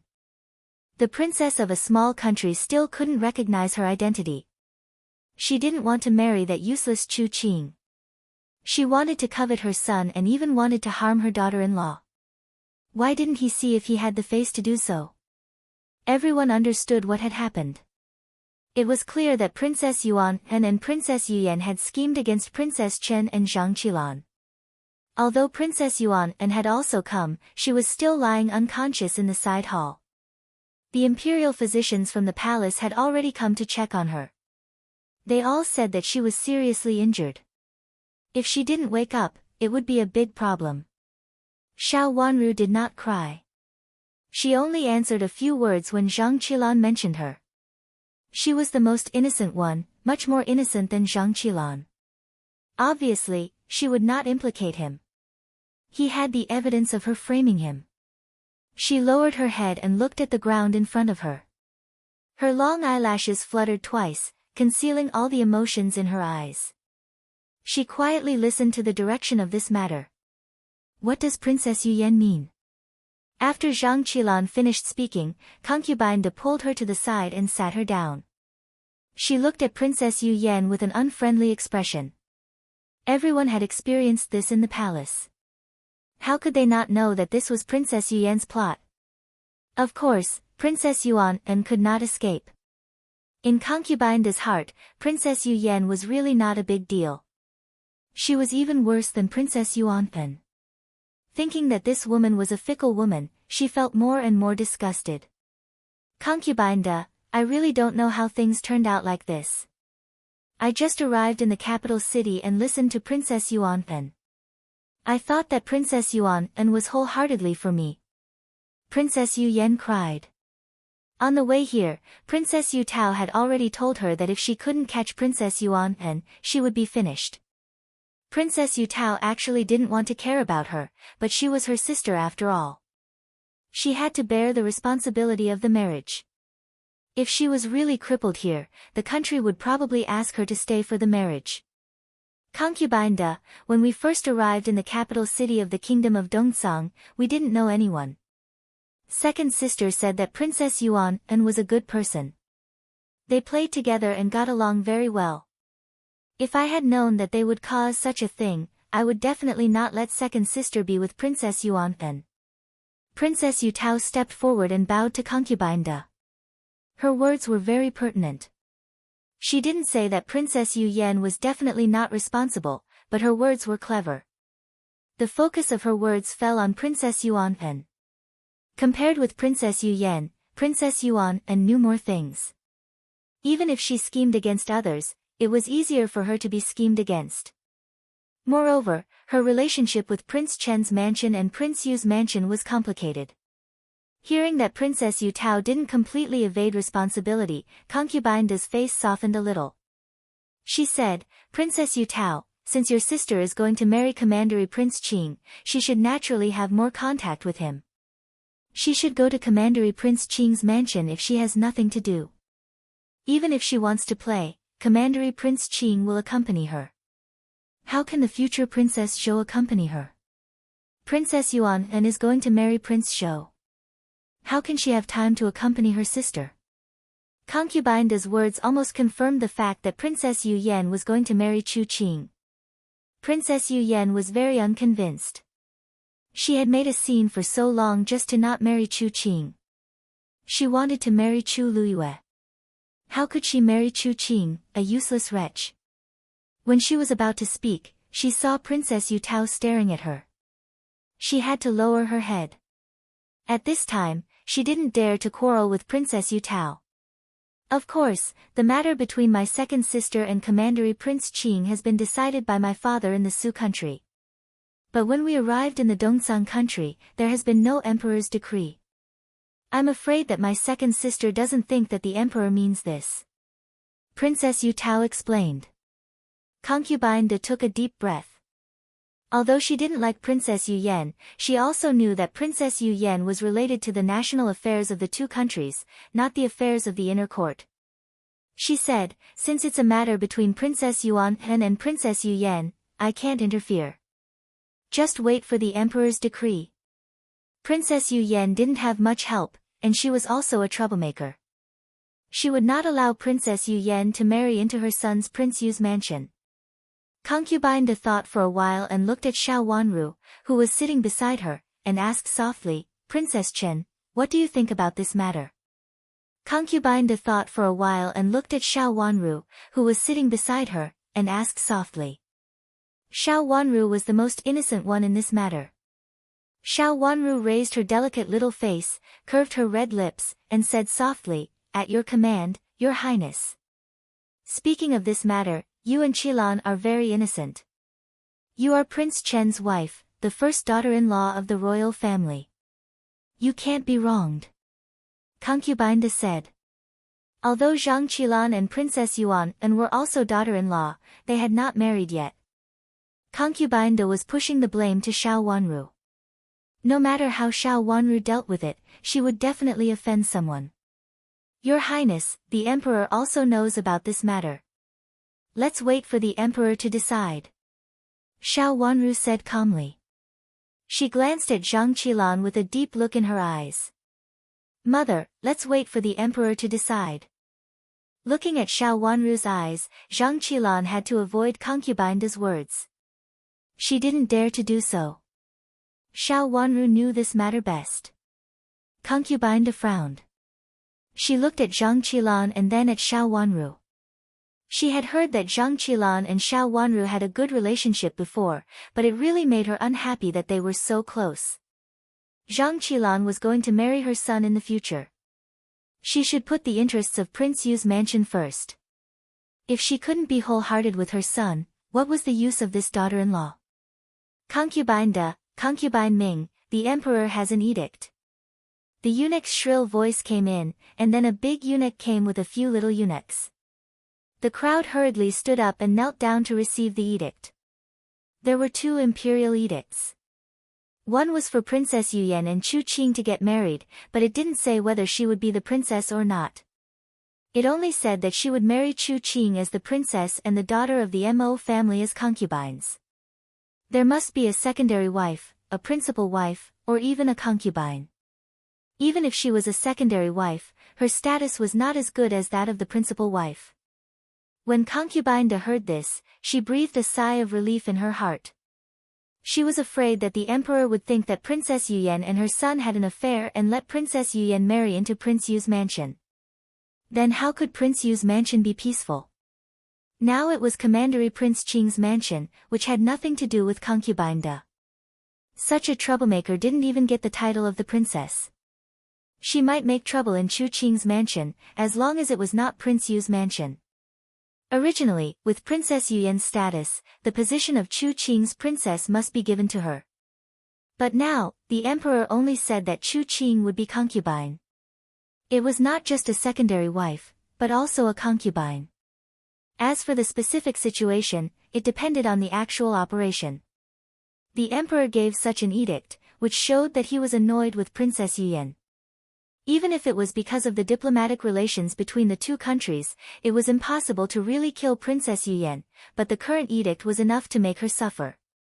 Since she didn't like Chu Qing and wanted to find another family, the emperor would let her not even get the title of the princess's mansion. If she had so much energy to find a good wife for herself, she would not stir up trouble outside and cause trouble in several princes' mansions. The wedding date was set very soon, which was 1 month later. The marriage of Prince Yu and Prince Zhou was also around this time, but their marriage had been prepared for a long time. Only Princess Yuyan's marriage was temporary and extremely hasty.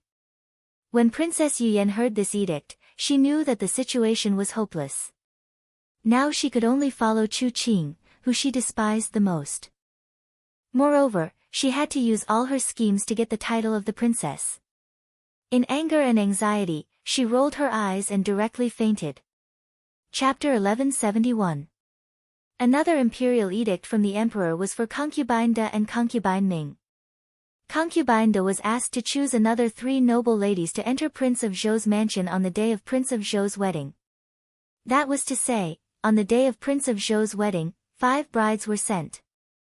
1 concubine, 2 concubines, and 2 concubines got married at the same time. On the day of the wedding, Prince of Zhou could go to whichever bride he liked. It was not like the previous arrangement that the concubine married for a month first, and then the concubine married. The princess consort, the concubine consort, and the concubine consort entering together was slapping the princess consort's face. Even if she gave birth to the eldest son of a concubine, the royal family would approve of it. The emperor gave Infanta Yuan a hard slap in the face for what had happened before. Even if Infanta Yuan was unconscious and seemed to be unable to be saved, he would still punish her. In the end, the emperor's decree also said that if something happened to Infanta Yuan, concubine Da and concubine Ming were to be ordered to choose another noble lady to marry into Prince Zhou's mansion.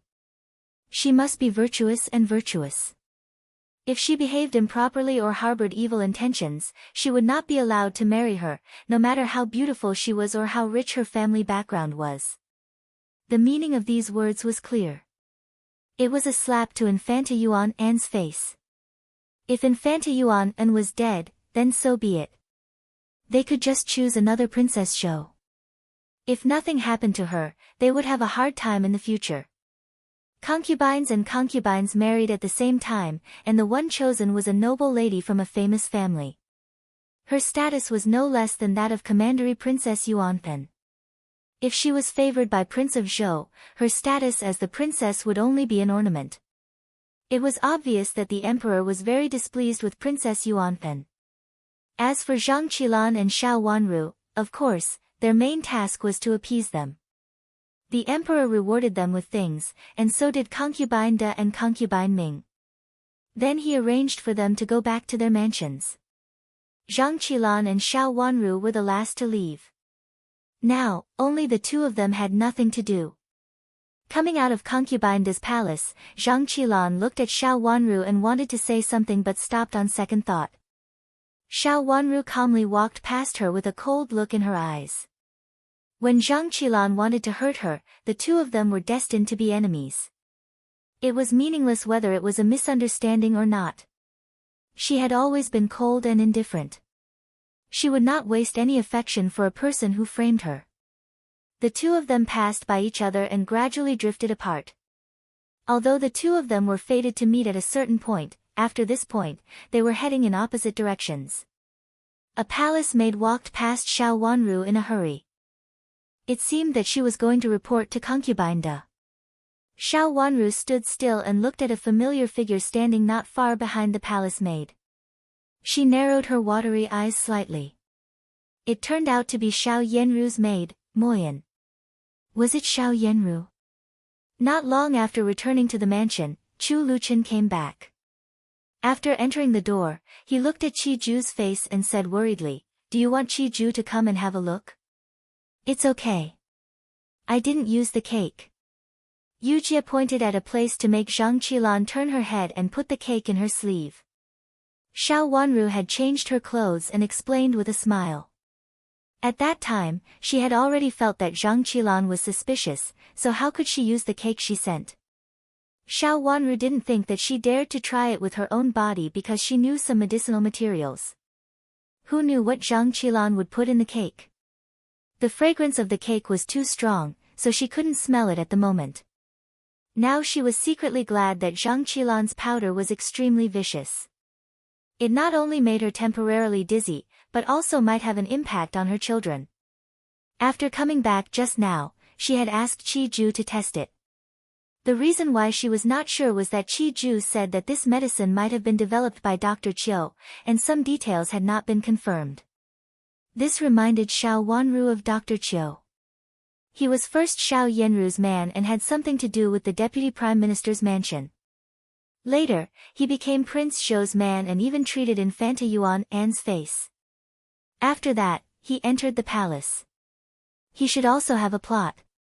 Just now, Moyan was there, but it didn't seem to cause trouble. "I'm going to change my clothes." Seeing that Xiao Wanru was really fine and looked fine, Chu Luqian said. Xiao Wanru raised her nose and sniffed. She suddenly stood up and her face changed greatly. She reached out to pull Chu Luqian's robe and asked, "Are you hurt?" "How could I be hurt? It's not my blood. It's the blood of two palace maids." Chu Luqian looked at Xiao Wanru's situation and knew that he couldn't hide it.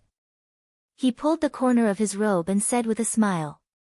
There were blood stains on the wide sleeves. "Are you okay?" "Nothing. Don't worry." When I arrived at the palace gate, I saw a few people coming out of the palace. I was so angry that I ordered someone to kill them. Chu Luqian said lazily. "Who did you kill?" The blood of Princess Yuyan's two palace maids splashed on Zhang Qilan's palanquin. They were really scared and fell to the ground directly. "How dare they plot against my princess with such courage?" Chu Luqian said coldly. Princess Yuyan was carried out in a coma. Although Zhang Qilan walked behind, she moved quickly. The two of them almost arrived at the palace gate one after another. However, Chu Luqian didn't come back from the side door this time. He actually went to the palace gate and killed Princess Yuyan's two palace maids on the spot. Zhang Qilan, who had just gotten out of the palanquin, was so scared that she directly sat on the ground. "Your Highness, if the censor sees this, he will accuse you again," Xiao Wanru said worriedly. Thinking that Chu Luqian was avenging her, she felt sweet in her heart, but she was still a little worried. Of course, she didn't believe that they met by chance. Chu Luqian was not the kind of person who could meet by chance. If he wanted to avoid it, it was impossible for them to meet at the palace gate. "What are you afraid of?" "No one will expose this matter. Chu Luyue is not willing to expose it, and Chu Liuzhou will not be willing to expose it. As for Chu Qing, he has no right to object at all." Chu Luqian said lightly and raised the corner of his mouth. If they really cared about it, Princess Yuyan would have to die to atone for her crime, and Infanta Yuan would not get any benefits. As for Zhang Qilan, she was also not clean. No one in the court was willing to expose this matter. Hearing his words, Xiao Wanru breathed a sigh of relief. She pushed him into the room to change into a lotus-colored long robe, took off his high golden crown, and only tied it with a belt casually. She looked much more casual and relaxed. What about Miss Qin? Xiao Wanru personally tied the belt for Chu Luchen and asked softly. What can I do? She will give me everything. Don't worry. Chu Luchen comforted Xiao Wanru. After thinking for a while, he said, you don't have to worry about concubine Lan. If something happens to her, you can just respect her. If she makes things difficult for you, you can blame it on me. Don't worry about it. But she is an elder after all. Xiao Wanru said tentatively. Chu Luchen snorted coldly and said with a very ugly face, you don't have to worry about it. She can do whatever she wants. His words were cold, and he was neither happy nor angry. Xiao Wanru reached out to hold his strong waist and snuggled into his arms. I know what to do. Since Chu Luchen didn't care, she didn't have to compromise. If concubine Lan was really kind to them, she wouldn't make things difficult for her. If concubine Lan had other intentions and even threatened Chu Luchen, Xiao Wanru didn't mind dealing with Qi Niyan, the spy concubine Lan sent to the mansion. It was not that she didn't dare to deal with Qi Niyan. She would deal with Qi Niyan for Chu Liuchen's sake. When the news that the second princess of the Su kingdom was going to marry Commandery Prince Qing spread, many people felt as if the dust had settled. This Princess Yu Yan was going to marry Chu Qing, and she had an ambiguous relationship with Chu Qing before, so she should have married Chu Qing. However, some well-informed people said that Princess Yu Yan was actually going to marry Prince Yu, and the two of them had mutual affection. Unfortunately, she and Commandery Prince Qing were already in love, and they even got the consent of Emperor Yan. Of course, she couldn't change her mind at this time. Her words sounded reasonable, as if there was no other way.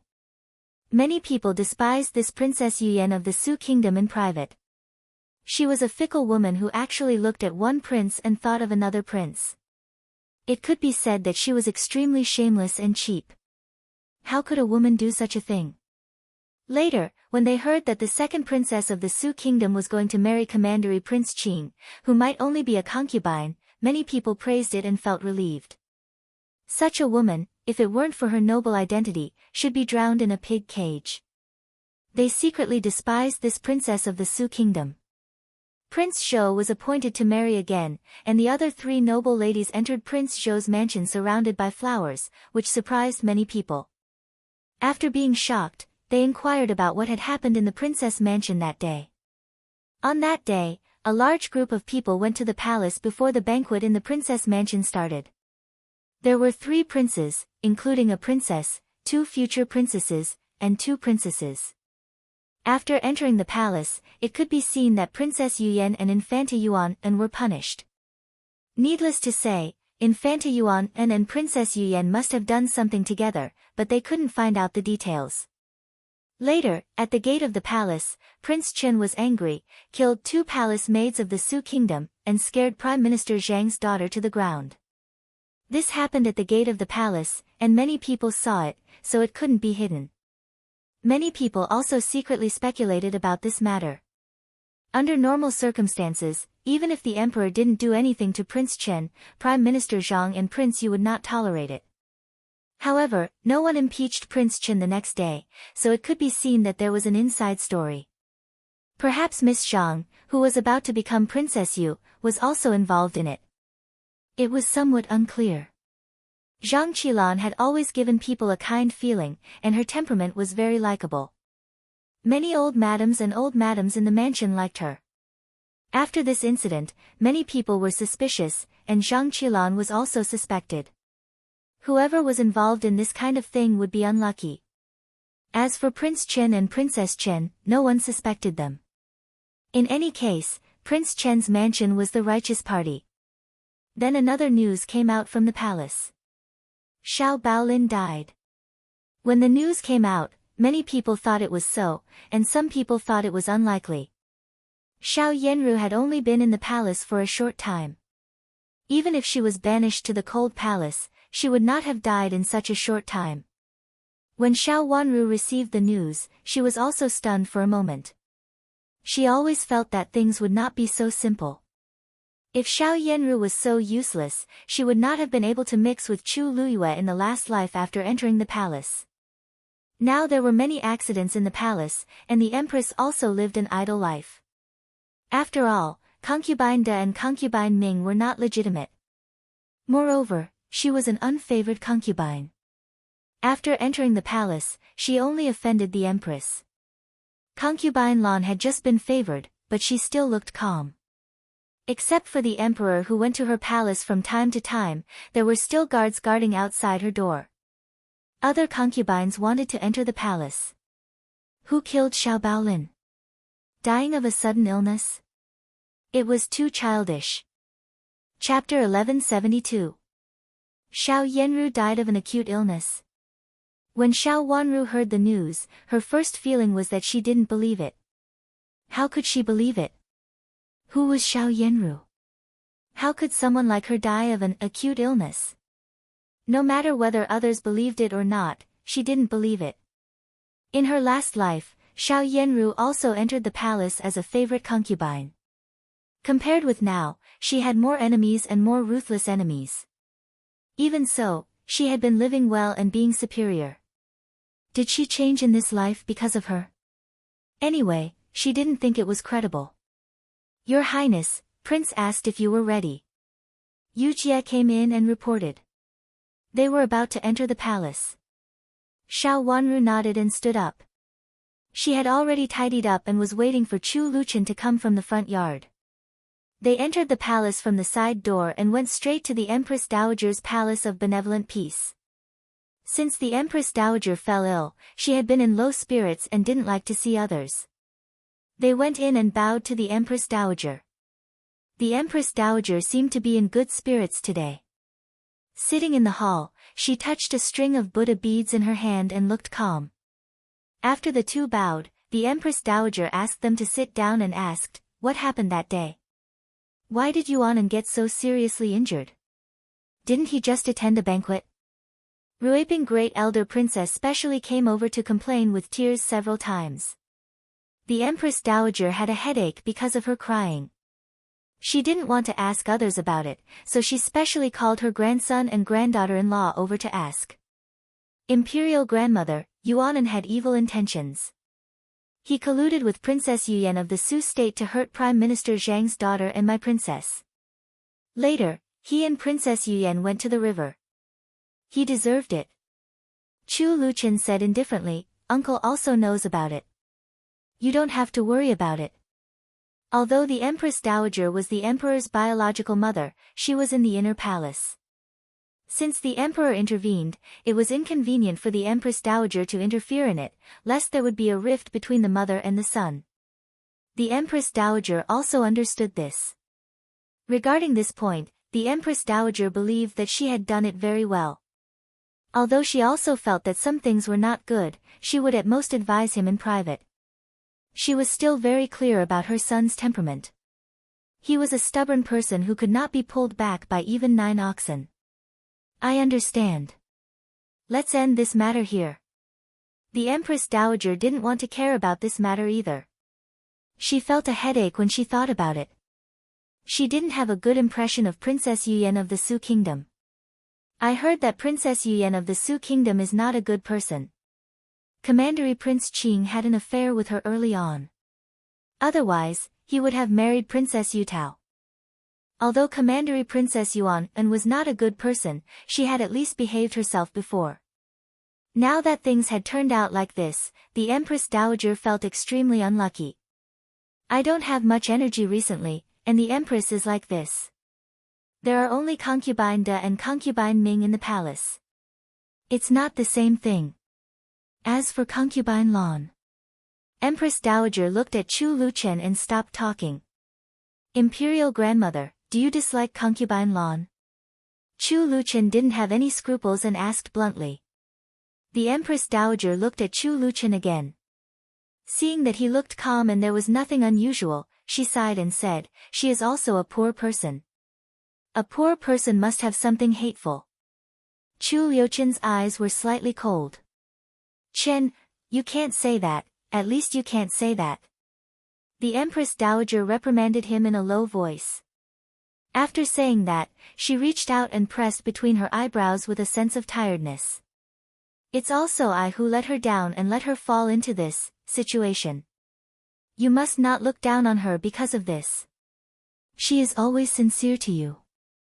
After all, she is your biological aunt." Xiao Wanru's eyes fell on a stone brick in front of her. Her eyes were inexplicably deep. She sat quietly on one side without saying a word. Only her clenched hands showed that she was also extremely restless in her heart. Chu Luchen didn't like Concubine Lan, not on the surface, but really didn't like her. The matter about Concubine Lan was the last secret in his heart, and it was also the unbearable thing that he was most unwilling to mention, right? She gently bit her cherry lips and lowered her head slightly. Although she couldn't see his face and could only see the hem of his clothes, her heart was fiercely pinched and hurt. Like her, Chu Luchen also had no fate with his parents. "Imperial grandmother, we don't have to talk about her. I happen to have something to do. Uncle said that he wanted to see me today. I'll go to the Imperial study first and come back to accompany you later." Chu Luchen said with an obvious avoidance attitude. "Okay, go ahead." The Empress Dowager sighed and nodded kindly. Even if they were his aunt and nephew, it was not so easy to make Chen or care about them for a while because they didn't usually contact each other. The Empress Dowager asked Xiao Wanru to send Chu Luchen to the palace gate. When they reached the palace gate, Chu Luchen turned to Xiao Wanru and said, "Uncle may have something to do today. Go back first. Don't wait for me. You can also take a walk in the palace and enjoy the scenery. Don't get tired." Xiao Wanru reached out and gently pulled his sleeve, shook it with a little shyness, and then put it down. "I know. Be careful." Recently, the imperial study had not been peaceful. It was said that there would be arguments from time to time because of the affairs of the princes. "I know." Chu Luchen grabbed Xiao Wanru's hand with a soft smile on his handsome face. He gently pinched her little hand and then put it down. The two of them had the same mind. Even if they didn't say it clearly, Chu Luchen had already understood. Looking at the flower-like smile in front of him, his heart was softened. The gloom caused by some old things just now dissipated a lot.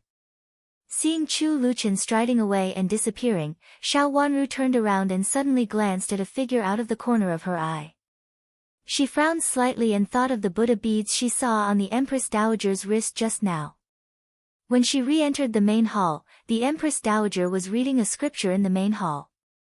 Seeing her come over, she put down the scripture, and Nanny Wei quietly put it aside. "I'm sorry for what happened that day." The Empress Dowager asked Xiao Wanru to sit down and said gently. Although several people were punished for what happened in the princess's mansion, in fact, Princess Yuyan was not really punished due to the relationship between the two countries. Princess Yuyan was the mastermind. Since she survived and had a marriage, it was inconvenient to punish Infanta Yuan and as an accomplice. Moreover, no one knew whether she was alive or dead at that time. No one knew whether she could be saved or not. "Empress Dowager, I don't feel wronged. His Highness will protect me," Xiao Wanru said with a soft smile, and her eyes were clear. The Empress Dowager looked at her and found that there was no trace of resentment in her eyes. She was happy and patted her hand gently. "Nanny Wei, bring the things I prepared." "Yes, Empress Dowager. I've already prepared them," Nanny Wei said with a smile and asked someone to bring a brocade box from the side hall. 4 palace maids came forward, and Nanny Wei stepped forward to open them. There were jewels in the brocade boxes, full of dazzling jewels. This is... Xiao Wanru was very surprised. Her eyes were very sharp.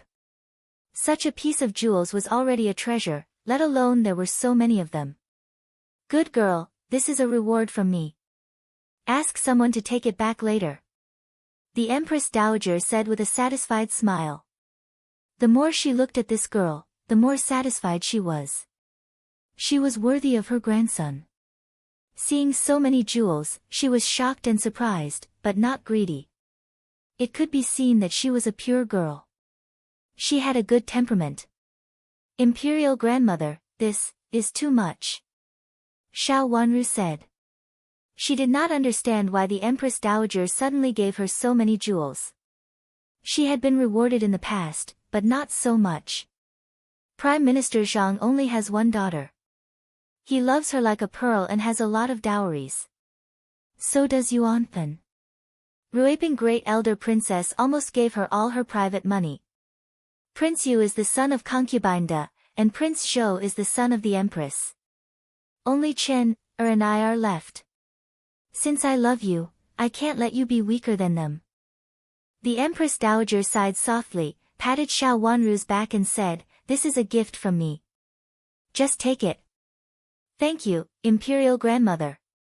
Xiao Wanru felt warm in her heart and her eyes turned slightly red. At this time, the Empress Dowager was very like old Madame Qin. This kind of sincere love didn't need too many words. The Empress Dowager took pity on her dowry, which was not as good as the other two. Prince Chen's mansion had a poor foundation, so she specially gave these things.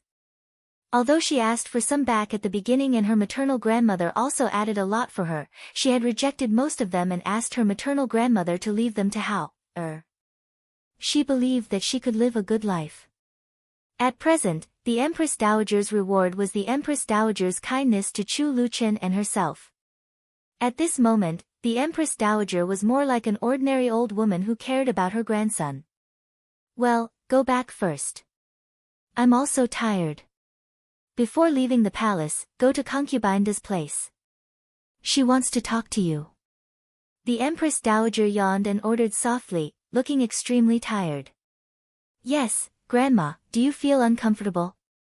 Xiao Wanru stood up and her eyes fell on the Empress Dowager's face. The Empress Dowager looked fine. Could it be that she had just recovered from her illness and was so weak that she was tired after sitting for a while? I don't feel uncomfortable, but I'm a little tired. The Empress Dowager pinched the Buddha beads in her hand and turned them around. Imperial Grandmother, I'm leaving. Xiao Wanru saw the Empress Dowager yawn again. Maybe she was really tired. She had something to say to her, but she could only do it next time. Nanny Wei walked Xiao Wanru to the palace gate and stood at the door with a smile on her face. Since what had happened before, Nanny Wei had been smiling very kindly when she saw Xiao Wanru, as if there was no grudge between them. Nanny Wei, did the Palace of Benevolent Peace send the nuns from the hall over? Xiao Wanru stood still and asked calmly. The figure she saw just now was a woman in a grey monk's robe. She didn't see her face, so she didn't know if she was one of the people she was familiar with. Indeed. Just now, the Empress Dowager invited one over and talked about Buddhist scriptures for a while. Prince Chen and Princess Yu were still here when they came just now. Nanny Wei nodded and said with a smile, secretly suppressing the panic in her heart. Princess Chen's eyes were too sharp, but this kind of thing couldn't be hidden, and there was no need to hide it. Chapter 1173. Concubine Da informed Xiao Wanru about Xiao Yanru. Xiao Wanru was the only one in Marquis Xing's mansion who could take care of Xiao Yanru now. She asked her to go to the place where Xiao Yanru lived and see if there was anything to clean up. She asked the palace maid to take Xiao Wanru forward. The courtyard was very remote. It took a lot of detours all the way to get there. The palace maid left after taking Xiao Wanru there. The door was half closed and there was no sign of life. Qing went forward and pushed the door open. Someone was packing up in the corridor. Seeing Xiao Wanru come in, her eyes turned red. It was Xiao Yanru's maid, Moyan. Greetings, Princess Chen. Putting down the things in her hands, Moyan stepped forward to salute, knelt on the ground, and said, Princess Chen, our first miss. As she said, she burst into tears. Get up.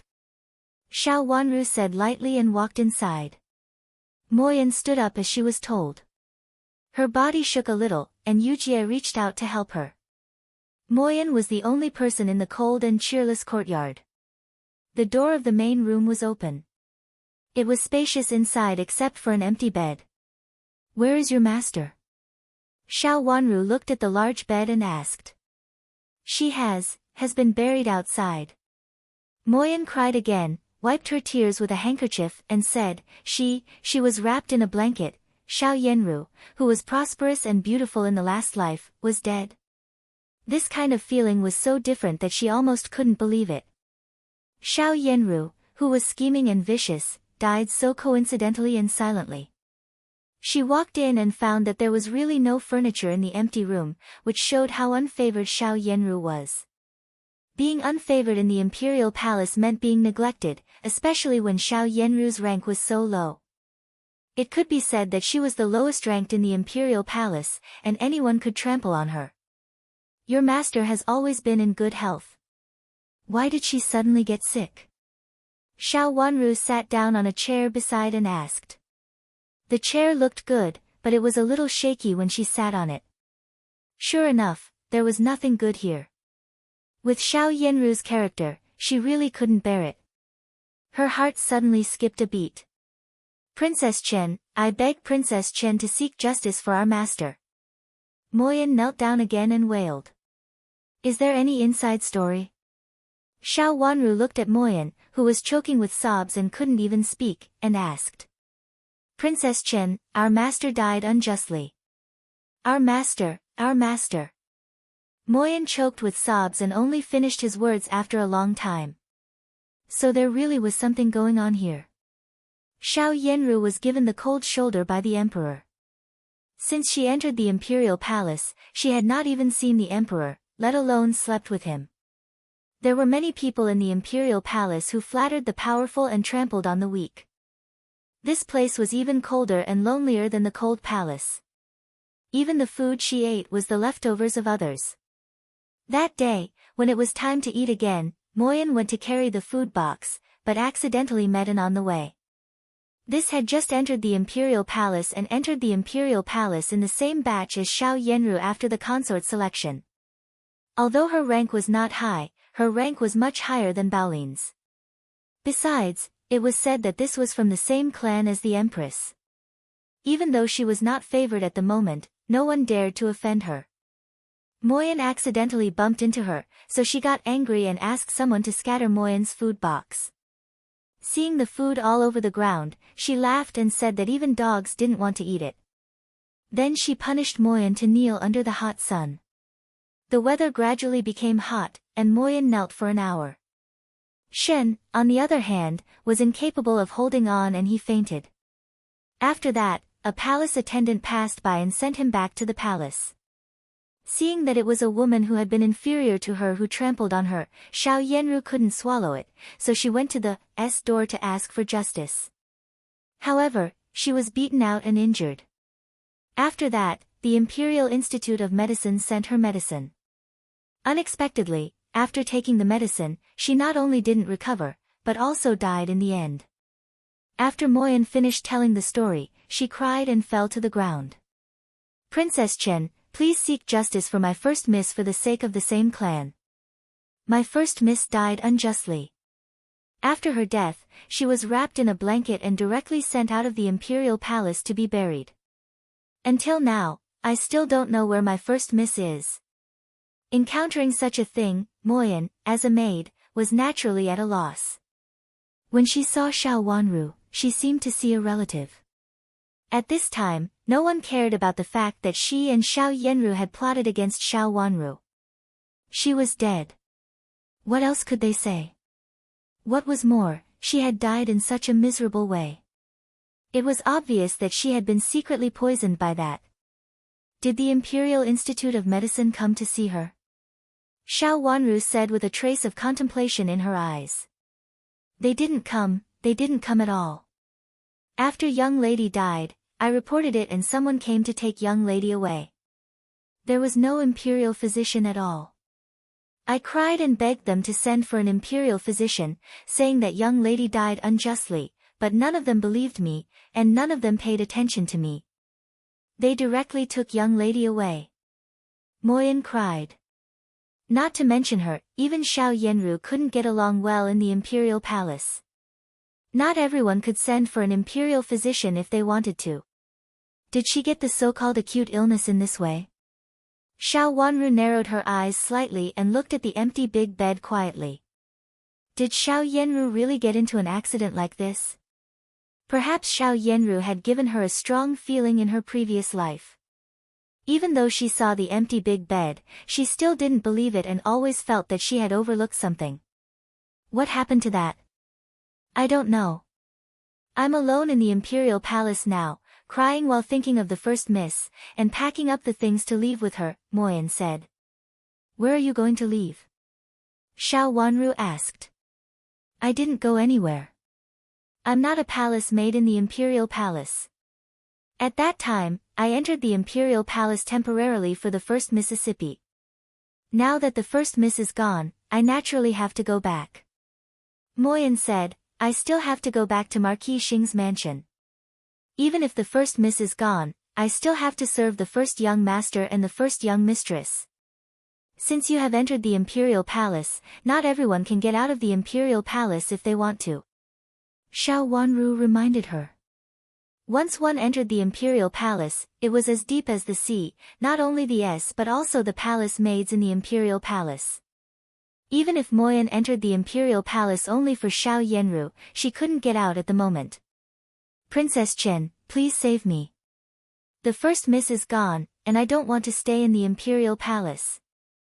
Moyin kowtowed to Xiao Wanru a few times, looked up at Xiao Wanru with tears in her eyes, and pleaded, Princess Chen, I know that our first miss has dealt with you before and I'm sorry.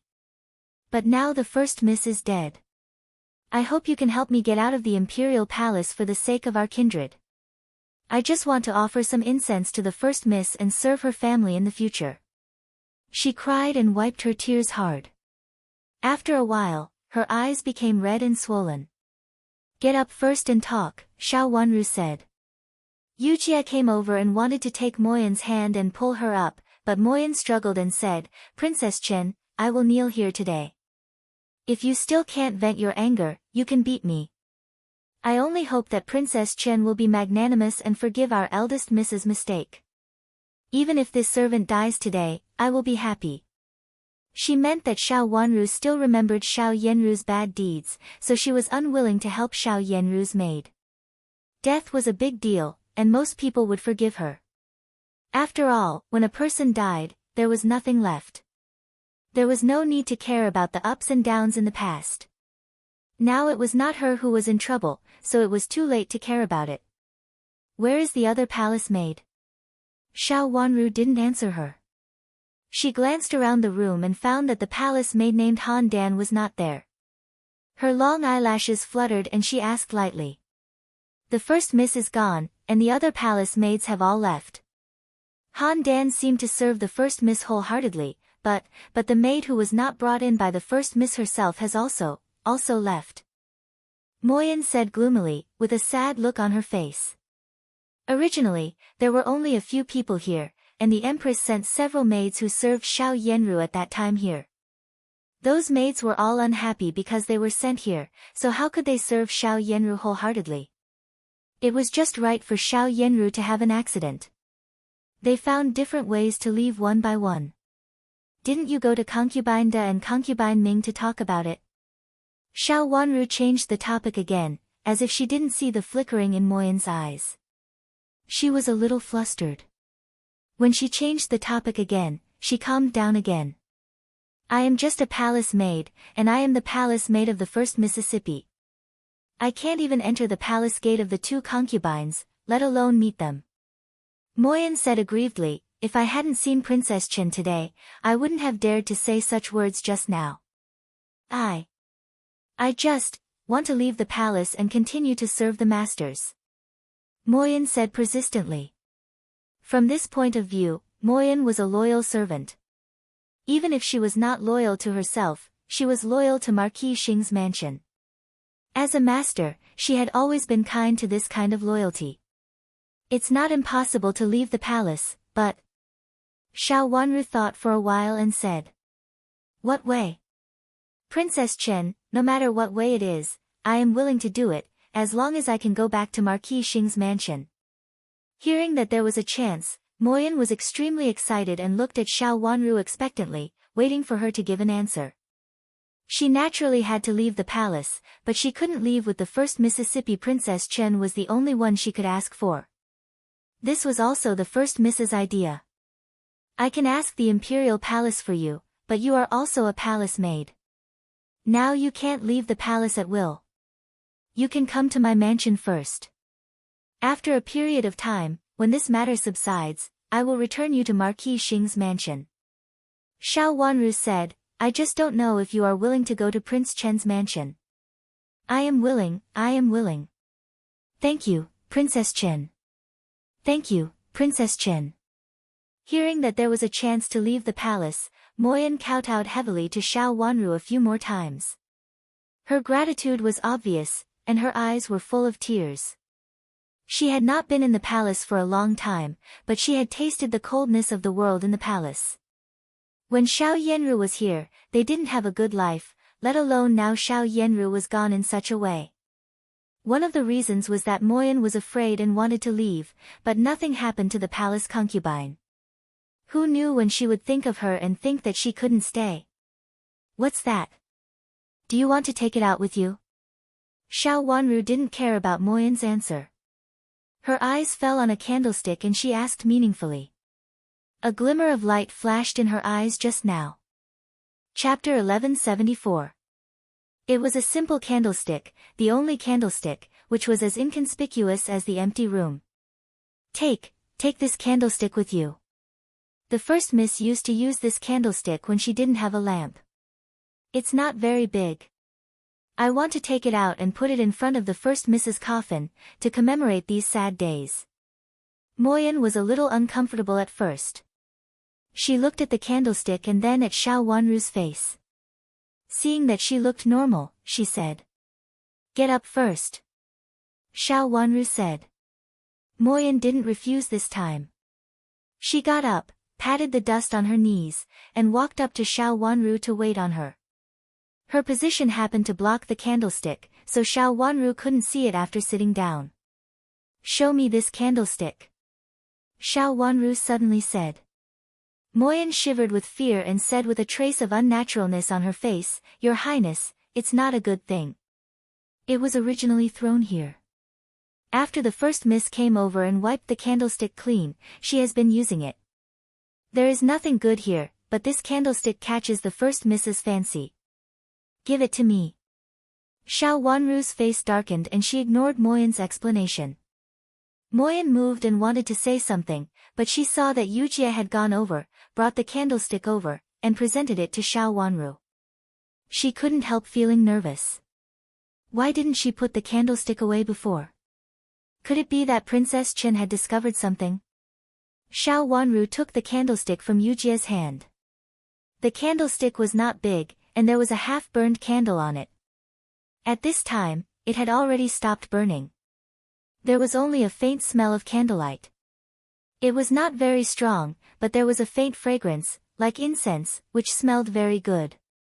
Where did this candle come from? Xiao Wanru looked at the candlestick in her hand. It was a small candlestick. It was not particularly exquisite, but it was wiped very bright. This was also an important reason why Xiao Wanru paid attention to it just now. Just now, sunlight fell on the candlestick, which happened to flash in front of Xiao Wanru's eyes. Otherwise, she really couldn't find such a small candlestick. The light fragrance on it was so light that she couldn't smell it if she hadn't held it to her nose. I heard the palace sent it. I wanted to change it for a better one, but no matter how I changed, it's still, this one, Moyan stuttered. He flipped the candlestick in his hand a few more times, but didn't find anything strange. Your master likes this candlestick? Yes, our young miss likes it very much. Moyan said hurriedly. Perhaps she felt that she had spoken too hastily and was afraid of causing Xiao Wanru to misunderstand, so she added, when first miss can't fall asleep at night, she will do some embroidery. Fortunately, there is this candlestick, otherwise First Miss will be sad. This thing is shiny, and First Miss wipes it herself. I want to wipe it, but First Miss won't let me. After all, your master isn't, so I can't find anything better. Xiao Wanru casually put the candlestick in her clean hand and wiped her palm with a handkerchief. Although it was wiped clean, in fact, there were still some dirty places, which were very greasy. She felt a little greasy after taking it for a while. Moyen breathed a sigh of relief cautiously and said, Your Highness, First Miss has a hard life in the Imperial Palace. No one will help us at all, let alone come over to take a look at us. First Miss doesn't have other good things. Although there were some when she entered the Imperial Palace, they were all given to eunuchs and palace maids later. How can there be any good things left? Speaking of grievances, Moyen's eyes turned red again. Come on. The days in the Imperial Palace were not happy, but suffering. Even if she was just a maid, she couldn't get used to this kind of hard life, let alone First Miss, who had grown up with charm. Her master deserved better and wanted to set foot on a higher position. Thinking of this in her heart, the grievances in her eyes were slightly reduced. Well, in that case, you can go with me. This candlestick is good. Take it with you. Xiao Wanru said as usual and stood up. Yujie, go and make a note that I will take this palace maid with me. Since they were all palace maids in the Imperial Palace, they were all recorded. Not everyone could take them away at will, even Moyen, who had entered the Imperial Palace unconventionally. Yes, I'll go now. Yujie handed the candlestick in her hand to Qing. Since her master took a fancy to the candlestick, it belonged to her.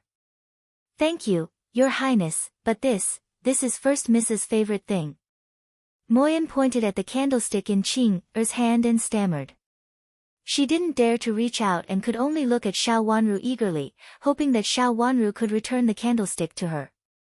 First Miss was gone, but Princess Chen still wanted to rob First Miss's thing, and it was such a worthless thing. Princess Chen couldn't be so narrow-minded, could she? Let's go. Xiao Wanru ignored her and said lightly. She walked out, and Qing followed closely. Moyen hurriedly said, Your Highness, I have to pack up some things. If you have anything else to pack up, just take a parcel. I'll wait for you in the yard for a while. Pack up immediately. Xiao Wanru said unhappily. Seeing that Xiao Wanru was displeased, Moyen didn't dare to say anything more. She hurriedly put a few simple things into the parcel she had prepared and walked out with a small parcel. Looking back at the courtyard door behind her, she felt bitter in her heart. Her master had to live here for so long, but now, let's go. Seeing that she was still in a daze, Qing said in a low voice. Moyen hurriedly nodded, wiped away her tears, and followed Qing and Xiao Wanru to go out. Along the way, the two maids didn't say anything and followed them quietly. When they arrived at the side door, they saw that Qin Yen was there with her maid. Seeing Xiao Wanru coming over, Qin Yen bowed to her with a gloomy face. When she entered the Imperial Palace before, she also entered with Chu Luchen and Xiao Wanru. As soon as they entered the Imperial Palace, Chu Luchen sent her to Concubine Lan's palace. Now she had come back first. Miss Qin, why don't you go back first? After she bowed, Xiao Wanru asked indifferently. Qin Qiui's expression was absolutely not good. She looked at Xiao Wanru and seemed to want to say something. But when she saw the two maids following behind her, she swallowed back her words and just said something ordinary. I specially waited here for Princess Chen because I want to tell you something. Miss Qin, please come with me. Xiao Wanru nodded and did not refuse. She led them to her courtyard. After entering the courtyard, she asked Qing to arrange Moyen's residence and invited Qin Yen into the main room. After entering the door, Qin Yen sat down and looked a little tired. She looked at Xiao Wanru with a bit of scrutiny and uneasiness in her eyes. Xiao Wanru calmly put down the teacup in her hand, raised her clear eyes, and looked at Qin Yen's face. Miss Qin, please go ahead. You really won't drag my cousin down? Qin Yen blurted out. Miss Qin, what do you mean? Xiao Wanru raised her eyebrows and said with a slight smile. Qin Yen swallowed hard. She inexplicably felt that this Chen Wang Fei, who was younger than her, had an imposing aura. She couldn't help but choke. There were some words that she couldn't say. After thinking for a while, she said bluntly, I went to see Aunt just now. Aunt wants me to listen to you, but do you have such great ability? Although Qin Yen felt that Xiao Wanru, as Princess Chen, was very imposing, she still didn't believe that Xiao Wanru could be a good Princess Chen. She was the hope of the whole family and had been taught to do this since she was a child. Although she was still a weak girl in the boudoir, her vision was much higher than that of ordinary girls, and her vision was not limited to the backyard. She was the most suitable person for her cousin. Thinking of what concubine Lan said just now, she was very unconvinced. Miss Qin, what ability do you have? Seeing that she was a little childish, Xiao Wanru couldn't help laughing and asked directly without beating around the bush. There were all their trusted subordinates in the room, so there was no need to hide these things. I can help cousin guard the backyard. No matter how many women cousin brings in, I can control them firmly. Not only can I keep these women quiet, but I can also force their families to work for cousin. As for the secret guards in my hands, they can also help cousin to arrange secretly, so that cousin won't have to worry about it. Qin Yen raised her head and said with a little pride, I also know martial arts. Does Princess Chen know martial arts? Qin Yen actually knew martial arts. Xiao Wanru looked at her in astonishment. If she didn't say it, she really couldn't tell. I really know martial arts. I've been practicing since I was a child. Thinking that Xiao Wanru didn't believe it, Qin Yen added. Compared with ordinary delicate girls, she was the most powerful guard. If she became Princess Chen, she would definitely be able to protect her cousin. No one would expect that she, as Princess Chen, knew martial arts. If someone tried to assassinate her cousin, she could rush out to protect her cousin at the first time, and then control the enemy by accident to seize the opportunity. Those who know martial arts are all guards. Xiao Wanru suddenly felt that Qin Yen was a little cute, and the smile on her face involuntarily became wider. I have an advantage over other guards. I can be more unexpected, and they will definitely not expect it. Qin Yen was still unconvinced. She looked Xiao Wanru up and down and said, I don't understand why my cousin likes you. You are so weak. Even if other women slightly point at you, you will be in trouble, let alone assassins. This time something happened in the princess mansion.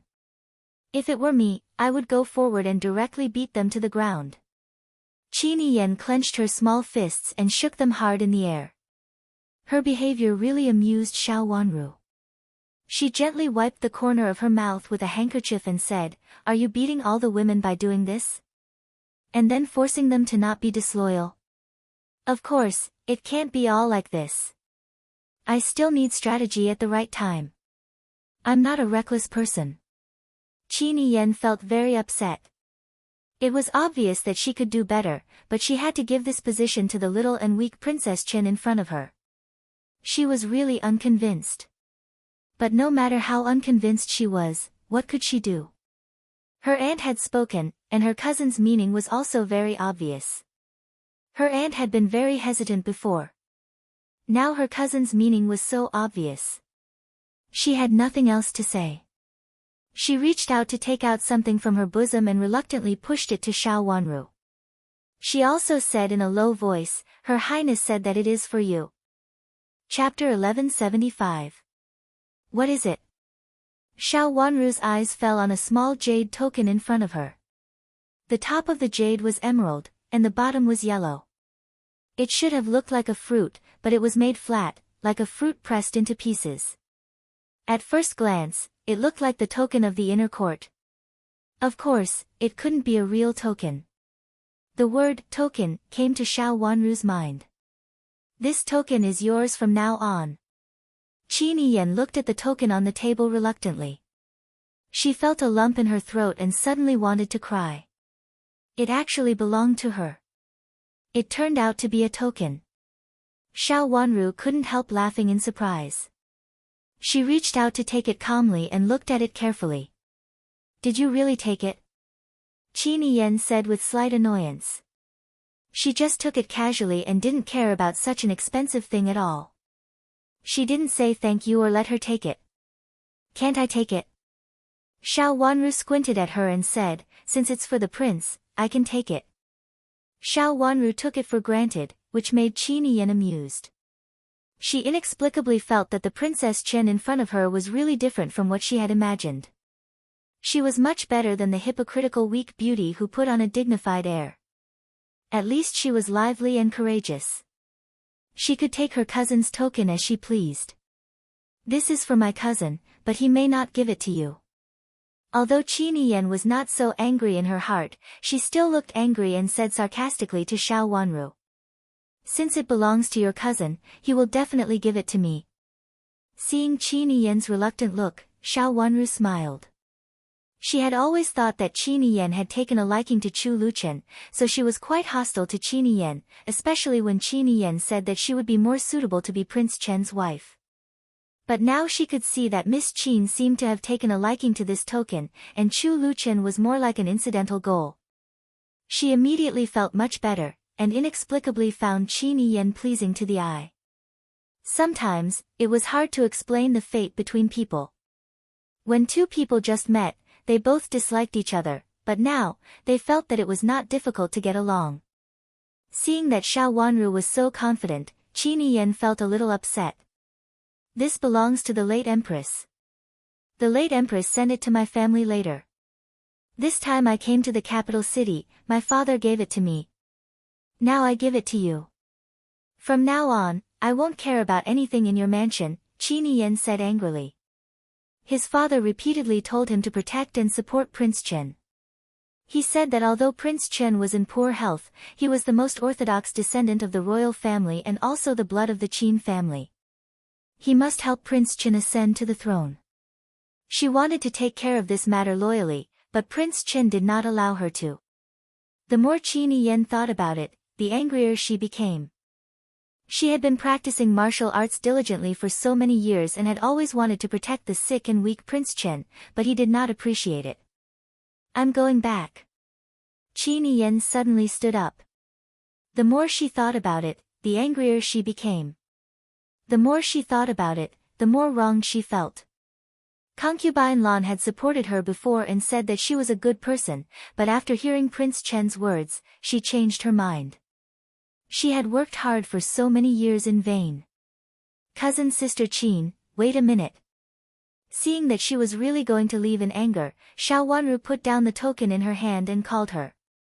What did you call me? Qin Yen turned her head back in disbelief. Ever since Princess Chen saw her, she had not been close to her and kept calling her Miss Qin. Cousin, aren't you Prince Chen's cousin? Of course, you are my cousin. Cousin, sit down first. I have something to tell you. Xiao Wanru's long eyelashes fluttered twice and there was a gentle smile on her face. Qin Yen didn't want to talk to her. Xiao Wanru was obviously younger than her, but she still had the nerve to call her cousin. However, she sat down again, tilted her head to one side, and snorted coldly like a defeated rooster. Xiao Wanru burst into laughter and said, Cousin, since you have come to the capital city, it's not convenient for you to live outside alone. Don't move out in the future. It's better for you to live in the mansion. When you want to visit Concubine Lan, you can do it. It may not be convenient for me to visit Concubine Lan. Speaking of this, the smile on Xiao Wanru's face slowly faded. She sighed softly and frowned slightly. Why can't you visit Concubine Lan? Do you know how much Concubine Lan wants to see you? But you are not the only one who doesn't visit Concubine Lan when you enter the imperial palace. My cousin also does it. Qin Yen said indignantly. Concubine Lan was so pitiful and wholeheartedly cared about Prince Chen. How could Prince Chen ignore her like this? As long as Prince Chen said so, Concubine Lan would agree no matter what. You know your cousin. He doesn't want me to visit Concubine Lan, and it's not convenient for me to visit Concubine Lan often. But you are different. You are Concubine Lan's niece, so it's normal for you to visit Concubine Lawn. Now that you live in Prince Chen's mansion, it's convenient for Concubine Lawn to send you here if anything happens. Xiao Wanru said softly and seriously. She liked Concubine Lawn very much, but she had to take Chu Liuchen's opinion into consideration. There were some things she didn't want to think about. The more she thought about it, the more she felt sorry for Chu Liuchen, and she didn't want Chu Liuchen to be sad. But on the other hand, she felt that Concubine Lawn was also a pitiful person, and she also hoped that Concubine Lawn could be happy. She didn't know how to deal with Concubine Lawn before, but now it was best to have Qin Yiyan. Qin Yiyan's performance just now had made her acknowledge her as her cousin. Why doesn't Prince Chen visit Concubine Lawn? Seeing that Xiao Wanru's words were reasonable and she was quite affectionate to Concubine Lawn, the anger in Qin Yiyan's heart dissipated. But she was still a little unwilling to give up, so she deliberately asked another question. She thought that Prince Chen was also Concubine Lan's nephew, so why didn't he visit Concubine Lawn? It was not a shameful relationship. Prince Chen has his own ideas. Now the imperial court is not stable. Concubine Lawn is now the favorite concubine in the imperial harem. With so many people watching, even if Prince Chen wants to visit her, it's not appropriate for him to do so. He has to be the same as before. We can't let others think that Prince Chen has an idea about Concubine Lawn after she regains her favor.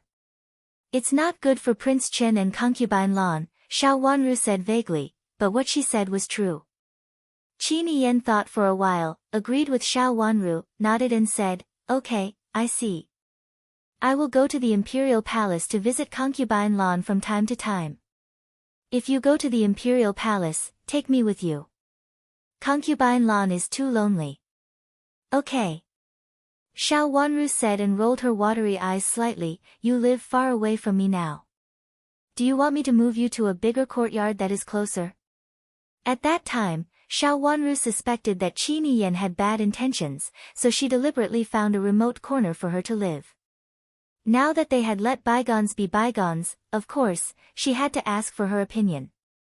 "No, just stay like this. Don't get too close. I'm afraid that my cousin will throw me out." Qin Yiyan snorted and was very dissatisfied. She had been hit hard by her cousin. Now she felt a little scared when she thought of it, so she didn't want to get too close to him. Looking at Xiao Wanru, she felt that this cousin-in-law was more considerate. Although she was not in a good mood because her token was gone, she was still satisfied. While they were talking, Qin Yiyan was also observing this new cousin-in-law. The more she looked at her, the more she felt that this cousin-in-law was not as weak as she seemed to be. She seemed to have her own ideas. Moreover, since she could be the head of Prince Chen's mansion, her cousin should not be the one who always took advantage of others, right? Thinking of this, Qin Yiyan felt even more satisfied. This child had been badly bullied before, so she just wanted to see Chu Liuchen being bullied as well. That's good. Everyone knows that you are arranged by Concubine Lawn and you don't get along with me. Maybe someone will come to you and ask you to make trouble for me. Xiao Wanru also thought that this idea was good and teased. Then I'll wait and see who will ask my cousin to deal with you, my cousin-in-law. Qin Yiyan became a little interested. She had just lost a precious thing and was very bored. Just wait and see.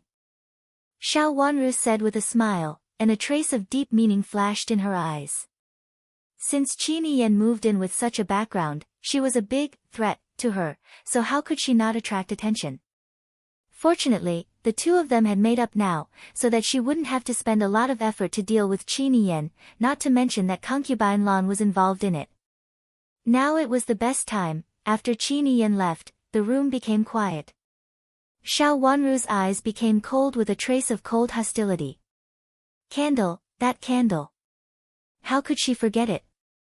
However, she didn't see it clearly at that time and just thought it was something. Now when she saw the candle, she remembered that it was actually a candle. The candle seemed to be nothing, but in fact, it was the most important thing. She should have seen this candle at the last moment in her last life, right? The cold blood almost poured into her chest, and she felt a sense of suffocation in the dull. She hadn't thought of the last bloody scene for a long time. When she recognized the candle clearly, she felt cold all over and her heart pounded wildly. Only then did she clearly realize that she was still alive. That murdered child, that little prince, everything seemed to be right in front of her eyes. Blood red surged up, as if it wanted to pull her back into that sea of blood, into that final moment of pain and suffering. She was cut in half at the waist, but she didn't die immediately. That day, they were all at Nangong. What was the reason? What did she hear and what did she see when she came to Nangong? Some blurry memories suddenly appeared in her mind.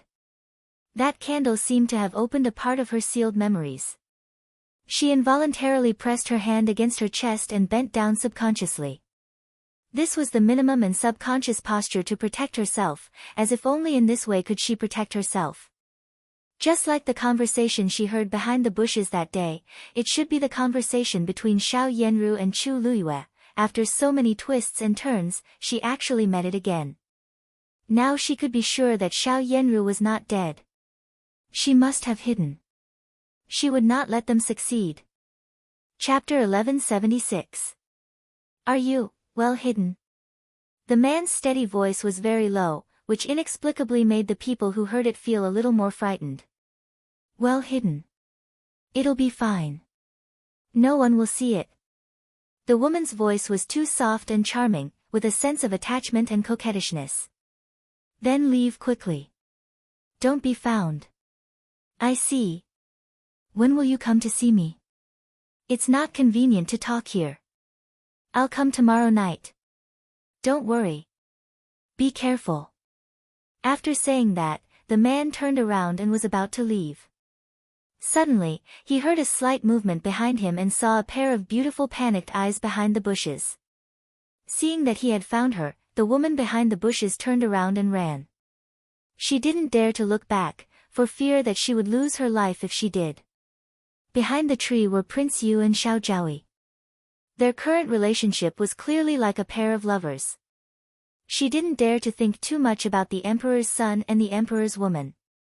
She just wanted to escape from this life, but in the end, she couldn't escape the fate of being cut in half at the waist. Why did they want to kill her? At that time, she had been unable to fight back and was tightly stepped on by Xiao Yenru. Even if they wanted to execute her, they didn't have to make it so big. It turned out that they wanted to kill her. She heard and saw it. She slowly closed her eyes, and the memory with blood surged up like a tide. She didn't remember the specific words or the specific scene. She only remembered that she should have buried something at that time. It was in the Nangong Palace, which was now Prince Chen's mansion. When she first entered Prince Chen's mansion, she still wanted to dig that thing out. Her memory was very vague, but she vaguely felt that it was very important and had medicinal properties. She deliberately brought a calming medicine bag with her and a small medicine hoe beside her hand. She didn't have a chance the first time, and she didn't have a chance later.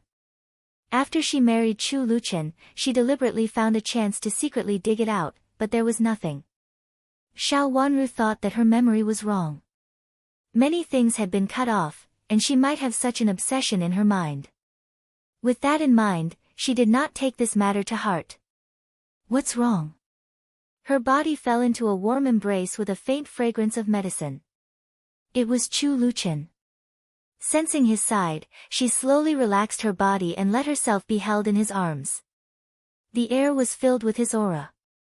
At this moment, the smell of blood in her memories had faded a lot. She felt as though she had come back to life. Tears welled up in her eyes as they fell silently. Every time she faced Chu Luchen, she was often extremely fragile. If she was alone, even if she had to swallow blood, she would swallow everything. She shook her head gently and leaned her head in Chu Liuchen's arms with her eyes still tightly closed. Chu Luchen lowered his head to look at her. Seeing that her jade-like face was pale, he felt extremely distressed. Recalling that she had curled up into a ball when he entered the door just now, a trace of coldness flashed across his eyes. He gently patted her back, and his thin lips fell on the corner of her lips. He gently sucked on it, and then slowly let go of her. What happened? Can't I tell you? Candle. She thought that it was difficult to say, but she said it softly. Her eyelashes fluttered, and she felt Chu Liuchen's gentle comfort. The tension faded like water, and her mind slowly became clear. She raised her cold hand and held Chu Liuchen's hand carefully. Where did you get the candle? Chu Liuchen asked in a low voice. I got the candle from Xiao Yanru's palace. She doesn't seem to be dead. Xiao Wanru said in a low voice, leaning her head on Chu Liuchen's chest. Chu Liuchen reached out to hold her hand tightly and gently held it in his palm, warming her. It's okay. I will find out. Don't be afraid.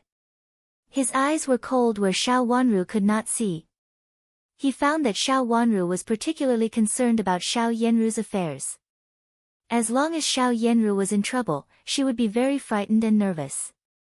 He had been very clear about what had happened to Xiao Wanru after she came to the capital city. The only time he had contact with Xiao Yanru was in the Yuhui nunnery and a short time in Marquis Xing's mansion. Could Xiao Yanru have done something to hurt Xiao Wanru? As long as he thought of this possibility, Chu Liuchen's heart was full of anger. I'm not afraid.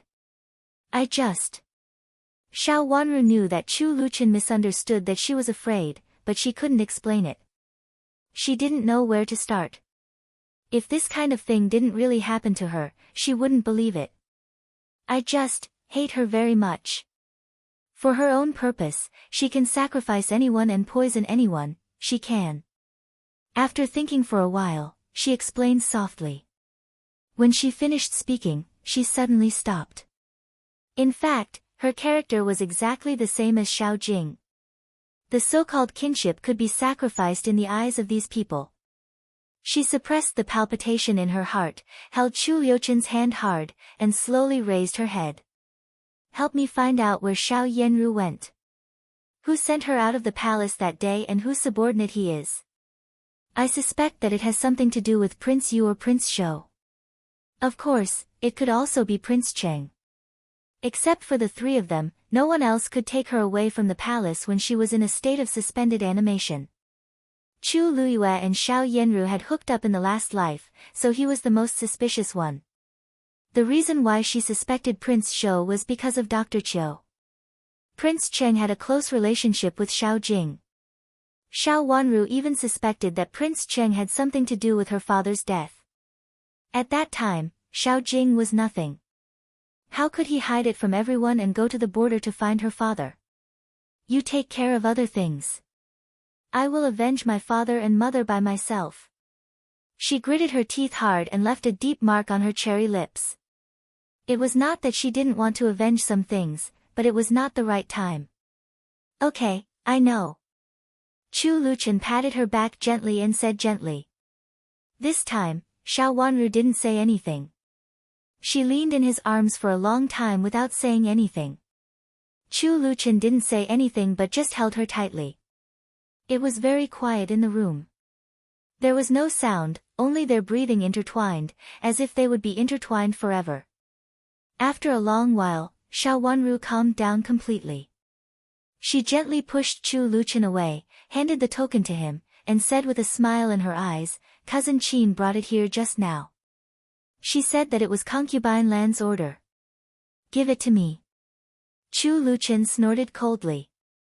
His face darkened at the mention of Concubine Lan, but he didn't push the token away.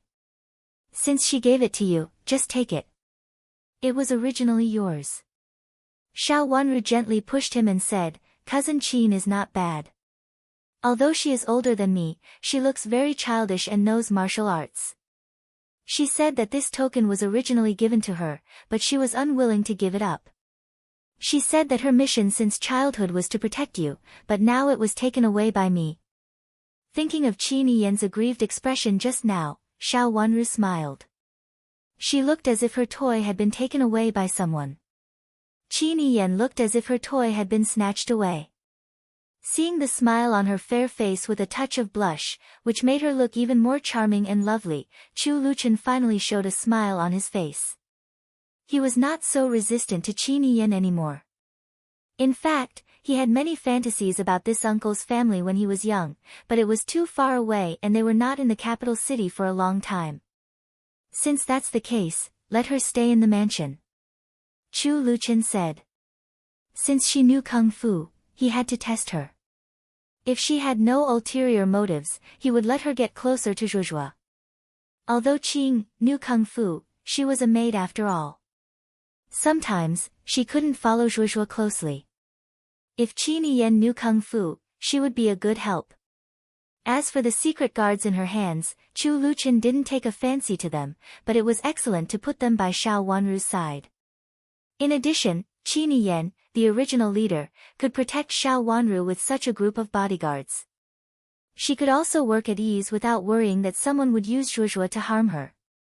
You don't have to ignore her in the future. In fact, she looks weak but is actually a straightforward girl. She is different from ordinary misses from aristocratic families, Xiao Wanru said as she chose her words. Okay, it's up to you. But before I find out who she is, don't get too close to her, Chu Luchen answered softly and told her in a low voice. Okay, I'll ask her to accompany concubine Lan when she has time in the future. She doesn't have to care about us, Xiao Wanru said while watching Chu Luchen's expression. Seeing that his face darkened again and his thin lips pursed slightly, but he didn't say anything, she breathed a sigh of relief. She made those words alone, and she was afraid that Chu Luchen would object. It's up to you. Chu Luchen's dark eyes darkened, but he still agreed. He pulled Xiao Wanru to sit down and took the token into his hand. I'll find out who she is for you, and then send her to Xiao Xuanzi for training. Then I'll give you the token and the guards. If he didn't find out, how could he dare to use it? How could he dare to put his only weakness in the hands of others? Even those secret guards couldn't do it. He had to see, train and check it in person. Xiao Wanru nodded submissively, and her heart softened. It was an indescribable feeling. She trusted him wholeheartedly and felt that he would protect her at any time. She felt that he would protect her at all times and would never let her be sad and afraid alone. It was also for this reason that she felt more and more confident. This confidence was given by him. She didn't know when she could no longer live without him in her world. Her long eyelashes fluttered. She gently stood on tiptoe and kissed his handsome face. Then she pushed him away with a flushed face. She could hardly believe that she was the one who had been so bold just now. Chu Luchen was stunned at first, and then he burst into laughter. He grabbed her again, who was about to escape, and held her in his arms. He squeezed her body so hard that he almost crushed her body. The feeling of wanting to embed her deeply in his arms and rub her into his bones and blood was clearly imprinted in their hearts. Chu Luchen lowered his head slightly and sighed softly with a hot breath. When can you be of marriageable age? I've waited for too long. Xiao Wanru didn't understand his words at first. When she sensed his rapid breathing in her ear and gently licked her delicate earlobe, she blushed all over, but she didn't push him away and just hugged his strong waist tightly. Chapter 1177. Love to read.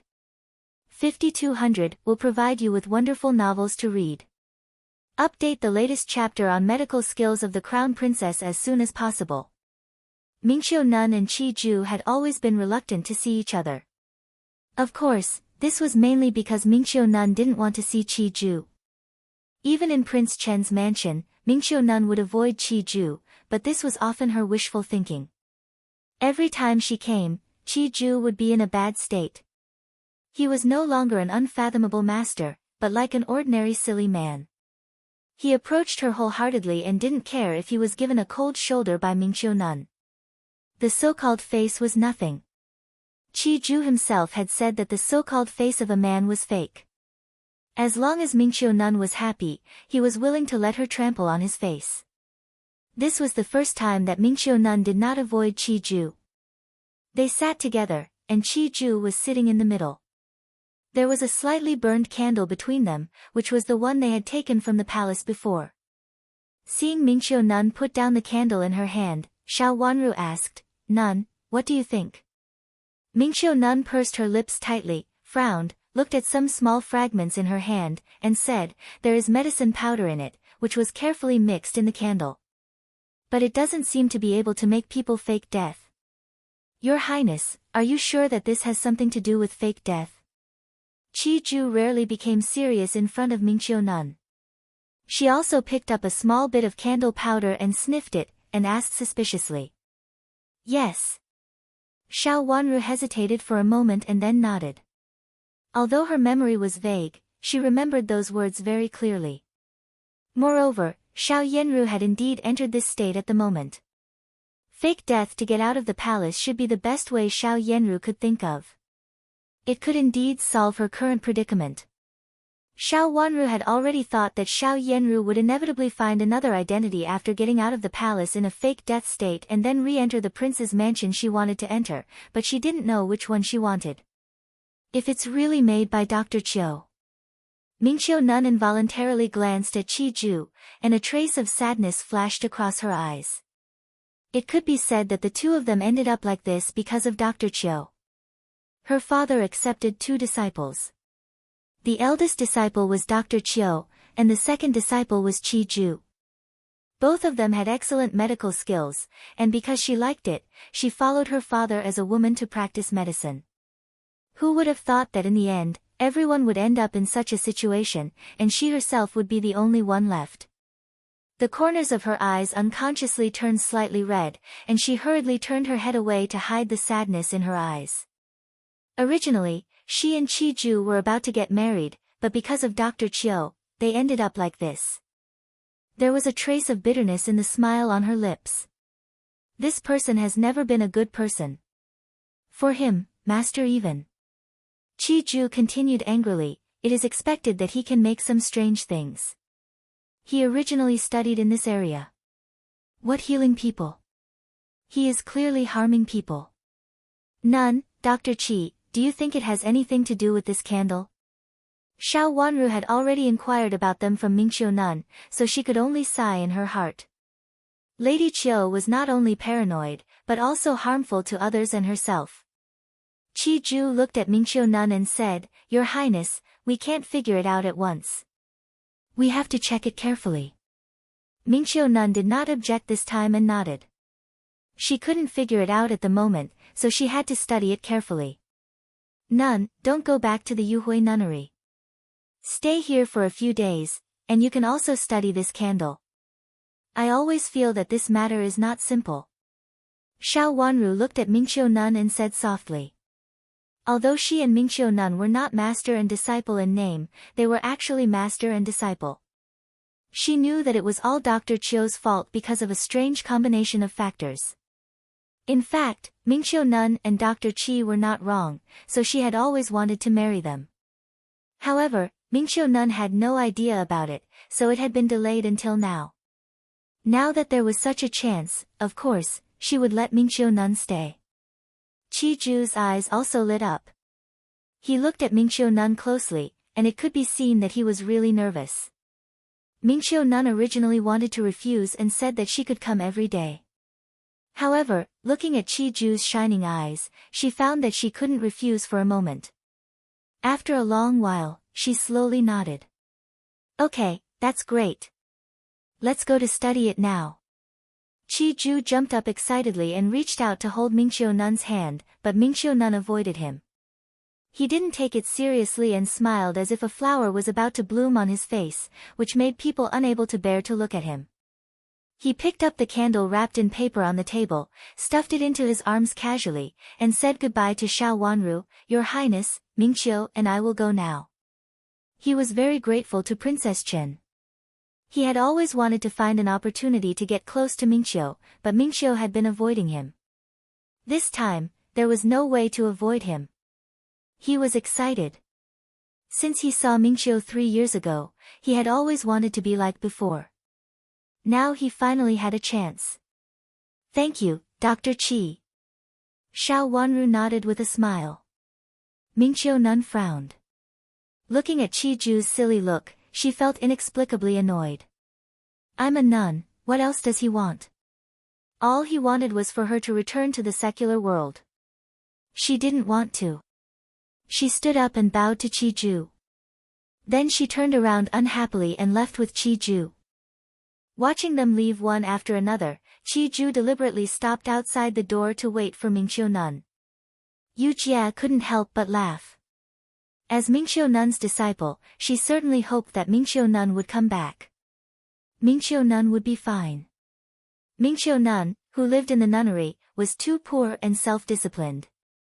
If Dr. Qi was really good to Mingqiu-nun, she was also very willing to see them become a couple. Dr. Qiu is really a troublemaker. It's all his fault. If it weren't for him, Mingqiu-nun and Dr. Qi might have had many children by now. Yu Jia wiped the corners of her eyes and said angrily. She really hated Dr. Qiu. Suddenly, she thought of another thing and asked in confusion, Your Highness, isn't Dr. Qiu Prince Zhou's man? Why does he hang out with the first miss? The first miss favored Prince Yu before, didn't she? Dr. Qiu. I'm afraid he might not necessarily be Prince Zhou's man. Xiao Wanru blinked with a hint of sarcasm in her eyes. Chu Luiyue was very scheming, but he knew that Qi Rongji entered Prince Zhou's mansion instead of Prince Yu's mansion. He had an ambiguous relationship with Qi Rongji before, but Qi Rongji took him to her place to talk.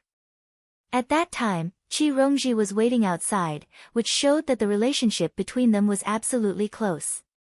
In the end, when the imperial palace issued the decree, Qi Rongji didn't. The fact that she entered Prince Yu's mansion had already explained the problem. Dr. Qiu also seemed to be the same. On the surface, it seemed that Chu Liuzhou had injured his leg at that time, and Dr. Qiu was sent to treat his injury. After that, Infanta Yuan had an accident, and Dr. Qiu was sent to treat Infanta Yuan and the effect was good. But later, she met Dr. Qiu in the imperial palace, and Infanta Yuan had not fully recovered at that time. Infanta Yuan was anxious and even disfigured, but Dr. Qiu still entered the imperial palace. Originally, she thought that Chu Liuzhou wanted to please the empress or was worried about the empress, so he sent Dr. Qiu into the imperial palace regardless of Infanta Yuan's injury. Now she thought that Xiao Yanru might have done it. At that time, Xiao Yanru was in the imperial palace. After Dr. Qiu entered the imperial palace, it was more convenient for Xiao Yanru to contact him and get whatever medicine she wanted. If she wanted to fake her death, it would be less likely for her to get into trouble without Dr. Qiu's guidance. First miss, are you still seducing Prince Yu and Prince Zhou? Yu Jia widened her eyes and said in surprise. Xiao Wanru smiled slightly with sarcasm in her eyes. She didn't mean that Chu Liuzhou had been bewitched by Xiao Yanru and was still thinking about marrying Xiao Yanru. They were just taking what they needed. Did a woman really think that she could take the two princes with her? Did she really think that she could make them confused and dizzy until now? Xiao Yanru overestimated her value and thought that she could play the two princes in the palm of her hand. In the end, she would inevitably end up in pieces. Of course, she would not let go of the opportunity to give her a push.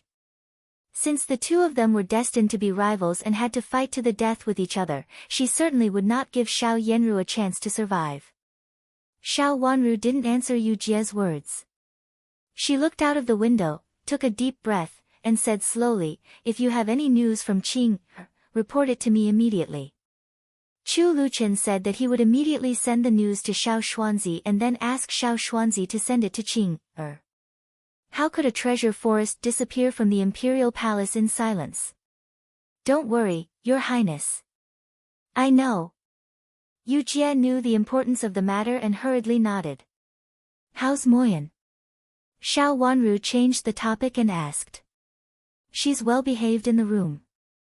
When I went to see her, I mentioned the candlestick again. Although she seemed to know nothing about it, she was very concerned when I mentioned the candlestick. Yu Jia raised the corner of her mouth sarcastically. She looked down on Xiao Yanru, and of course, she also looked down on the two maids around Xiao Yanru. The two maids had done a lot of vicious things with Xiao Yanru. Moyan looked pitiful at the moment, but in fact, she had secretly killed a lot of people. Keep an eye on her carefully. Xiao Wanru nodded, reached out to pick up a blank card beside her, thought for a while, and then wrote it. After finishing writing, she put the card in her hand to dry and said, "Send it to Marquis Xing's mansion and tell them that I want to have a talk with First Grandma." It was time to put an end to some things. A trace of fierceness flashed across her eyes. Now in Marquis Xing's mansion, only Zhao Shiran had other plans, but he was a good starting point. Moreover, the thing that the third madam had promised was about to come out. At this time, she needed someone more. Zhao Shiran was a very good candidate. He was smart but had other plans, which at least did not conflict with her plan for the time being. Moreover, Zhao Shiran was not willing to have a concubine's mother above him. End of this chapter. Chapter 1178. Love to read. 5200 will provide you with wonderful novels. Update the latest chapter of Crown Princess's medical skills as soon as possible. Zhao Shiran acted quickly. She went to Xiaohua and study as soon as she received the invitation. The servant at the door of the study saw her coming and quickly went in to report. When she came back, he was already waiting outside. He smiled and bowed to her. "Greetings, First Grandma. What is the first young master doing inside?" Zhao Shiran asked. The first young master read for a while and was tired just now. "He is taking a rest." The servant smiled and opened the door of the study. Zhao Shiran nodded and entered the study. Xiao Huan was leaning against the wall. Seeing her come in, he smiled and waved to her. Zhao Shiran walked over and sat down by the couch. Xiao Huan held her hand and asked softly, "What's wrong?" "What's the matter?" "Princess Chen asked me to come to the mansion." Zhao Shiran said, "She specially sent me an invitation to appreciate flowers." Since she sent an invitation, it was much more serious than coming here casually, and it was inconvenient for her to refuse. Did it represent the domineering attitude of Prince Chen's mansion? Xiao Huan's face darkened. "Fifth sister, you are really wronged." It was an attitude that she had to go even if she didn't want to. It was so domineering that it was annoying. "I won't feel wronged as long as you are here." Zhao Shiran sighed and looked at Xiao Huan softly. She did marry into the mansion with ulterior motives, and it was the same now. But it didn't prevent her from caring about Xiao Huan more and more. Seeing him like this, she felt inexplicably uneasy. "Don't worry. I won't let you be wronged all the time." Xiao Huan said seriously with coldness in his eyes that she couldn't understand. Zhao Shiran was inexplicably flustered. She reached out to hold Xiao Huan's hand and comforted him. "It's okay. You just study hard. I will take care of the affairs in the mansion." She paused with a bitter face. She could bear the responsibility for other things, but she really couldn't bear the responsibility for Xiao Jing. Originally, she thought that old madam could stop Xiao Jing's crazy idea when she returned to the mansion. It was crazy to bring a mistress home as a co-wife. How were they going to face others in the future?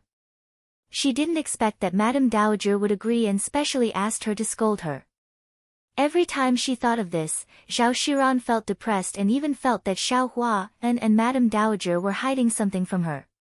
It seemed that they could hide it from her alone. She was the only one who felt that it was inappropriate. She had complained to Xiao Huan in private, but Xiao Huan said that she was too narrow-minded. Since she had a younger sister, she couldn't let that girl be a mistress. It was normal to give her a title. After all, she was not his child, so it was not a big deal. Although that was the case, it was too much for this mistress to want to enter the residence and become a secondary wife. Although the decline of Marquis Xing's mansion was obvious, it was still a noble family after all, and it still cared about its reputation on the surface. Although it was a scandal to have a mistress outside, it was not unheard of. At most, if she was discovered, she would enter the mansion and become a concubine. From then on, she would become a concubine. He had no intention of marrying her officially. Well, let's forget about it. As his children, we can't ignore our father's idea. Seeing her look, Xiao Huan knew it was this again. He felt inexplicably unhappy. These days, when he was free, Zhao Shiran would talk to him about it, and he was also annoyed. The thing about Anyang was just a transition, and it was not a big deal. The key was to let the illegitimate daughter become the legitimate daughter, so that she could raise her status. A little daughter of a concubine, who was also a mistress outside, could not support her in the future. Power and position. Hua and this thing. Zhao Shiran still wanted to persuade him, but seeing Xiao Hua An's face also darkened, she could only give up, stood up and said, I will go to Prince Chen's mansion later. Seeing that she stopped talking about it, Xiao Hua An calmed down and his face became gentle again. Be careful. If you don't like it, don't take it to heart. I will apologize to you on behalf of fifth sister. I will ask fifth sister about my younger sister later. He was sure that Xiao Wanru would not say anything nice, and the focus was still on Xiao Yanru. So today, he was going to be wronged and inquire about the news. Zhao Shiran was very disappointed. She lowered her head and nodded to hide the disappointment at the bottom of her eyes. She was really disappointed. She came out of the study, stood outside the study, and looked back with inexplicable bitterness at the bottom of her eyes. She had ulterior motives, and she did want to do something, but that was for Xiao Jing, not Xiao Hua An. She thought that she did nothing wrong for Xiao Hua An, so she paid more attention to Xiao Hua An. However, it seemed that Xiao Hua An did not pay attention to her as he had said before. In the beginning, she married into Marquis Xing's mansion because Xiao Hua An repeatedly expressed his love for her. Perhaps, she was really wrong. Squeezing the handkerchief hard to hide all the sadness at the bottom of her eyes, Zhao Shiran sighed and walked out with her servant girl. When Zhao Shiran arrived at Prince Chen's mansion, Xiao Wanru was admiring flowers in the garden on the top of a pavilion. Looking out from the second floor, the lake reflected the red flowers, and there were slender bamboos and curved waterside pavilions, which made her feel refreshed and happy. The small lotus on the lake showed its sharp edges, which made the lake more beautiful. Seeing Zhao Shiran coming over, Xiao Wanru waved to her with the round fan in her hand and asked her to sit down by the fence. The fence was very wide, and there were fruits and snacks on the table. The tea, which had just been poured, was fragrant and pleasant. Zhao Shiran sat opposite Xiao Wanru as she said and looked out of the window. The depression in his heart seemed to be relieved by the scenery of the lake. It was indeed a good place to enjoy flowers. Taking a deep breath, Zhao Shiran looked at Xiao Wanru with a smile and asked, Princess, are you all right? The question came out of nowhere, but the meaning was very clear. What happened in the princess's mansion had also been spread to Marquis Xing's mansion. I'm fine. Xiao Wanru glanced at Zhao Shiran with a smile. That's good. Zhao Shiran breathed a sigh of relief and said, Fortunately, you're all right. Be careful when you go out in the future. Speaking of this, she looked a little embarrassed. When Xiao Wanru went to Marquis Xing's mansion last time, something happened. Although it had nothing to do with old madam, she was the first grandma of Marquis Xing's mansion now. Fortunately, Xiao Wanru did not mention it. She smiled and skipped the topic. After old madam came back, has second uncle's matter been solved? Father. Zhao Shiran lowered her head and sighed. This matter was still on her mind, and she couldn't feel at ease for a long time. Thinking that she had to call a lowly woman from another family mother-in-law, Zhao Shiran couldn't get over the pit in her heart. A woman like her was originally proud and arrogant. How could she fall in love with a woman from another family? Old madam agreed to it. She said that the woman was also from a good family and seemed to be a miss from an aristocratic family. Zhao Shiran said with a stuffy chest. She did not believe it in any case. If she was really a good woman, why did she follow her father-in-law for so many years and become a mistress? She was really a daughter from an aristocratic family. Which family had such a daughter? They would be infuriated to death or get rid of her early, so as not to implicate other unmarried girls in the family. The woman had entered the mansion, and she had taken a look at her from a distance. At first glance, she could tell that she was not from a good family. Although she did not act coquettishly, the situation when she got along with her father-in-law was really unsightly. If she became her father-in-law's co-wife, she would have to entertain in the future. Now that Madame of Jiang was locked up, she could not entertain at all. Thinking that she would have to entertain with such a woman and call her mother in the future, Zhao Shiran felt as uncomfortable as swallowing a fly and just wanted to vomit. Even though she repeatedly hinted in her heart that this woman was nothing and not her mother-in-law and she did not need to take her seriously, she still could not get over it. Which aristocratic family's miss is she from? Xiao Wanru's clear eyes showed a trace of surprise. I heard that it happened more than 10 years ago. It is said that an imperial censor was exiled because he angered the late emperor. This woman is the miss of his family. She met her father-in-law when they were leaving the capital city. At that time, the woman was going to leave the capital city with them. Unexpectedly, she met evil people and separated the carriage. Then she met my father. Zhao Shiran said. She really didn't believe it. After that, she asked her father, Minister Zhao, to inquire about it. The result of the inquiry was that the censor had a daughter who was lost in the chaos. She didn't expect that she would fall into Xiao Jing's hands. It seemed to be a flawless story. As for the imperial censor, he had not returned to the capital city for so many years and had been a low-ranking official outside. He had not returned to the capital city for more than 10 years. Now even if they wanted to confirm it, they could not find him. In other words, they could not find out anything even if they wanted to. They just said it, so they had to believe it. We have to ask someone to check it out. Who knows if it is a liar or not? Xiao Wanru reminded her indifferently. I have checked it out, but I can't find anything. They also took out a jade pendant. People who have seen it said that it was indeed the jade pendant worn by the imperial censor's wife, Zhao Shiran said helplessly. She did not believe it from the bottom of her heart. If it was true, if this miss was really the miss of the imperial censor's mansion, she must be sensible. How could she get involved with her father-in-law? She had been with her father-in-law for so many years and even had a daughter. Didn't she know the shame of being a concubine? Judging from her behavior, she did not look like a miss from an aristocratic family. Anyway, Zhao Shiran would not believe it. The jade pendant belongs to the imperial censor's wife, but it doesn't mean that she is the imperial censor's daughter.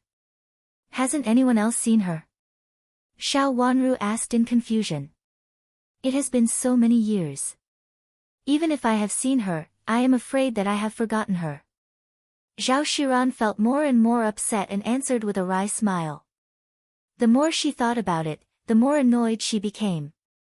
If you don't know what happened many years ago, others might know. Second uncle didn't show any movement when he was in the mansion, did he? Xiao Wanru said casually. She shook the round fan in her hand slightly and turned her eyes to the scenery outside the fence. Obviously, she said it casually and did not take it very seriously. You have kept a concubine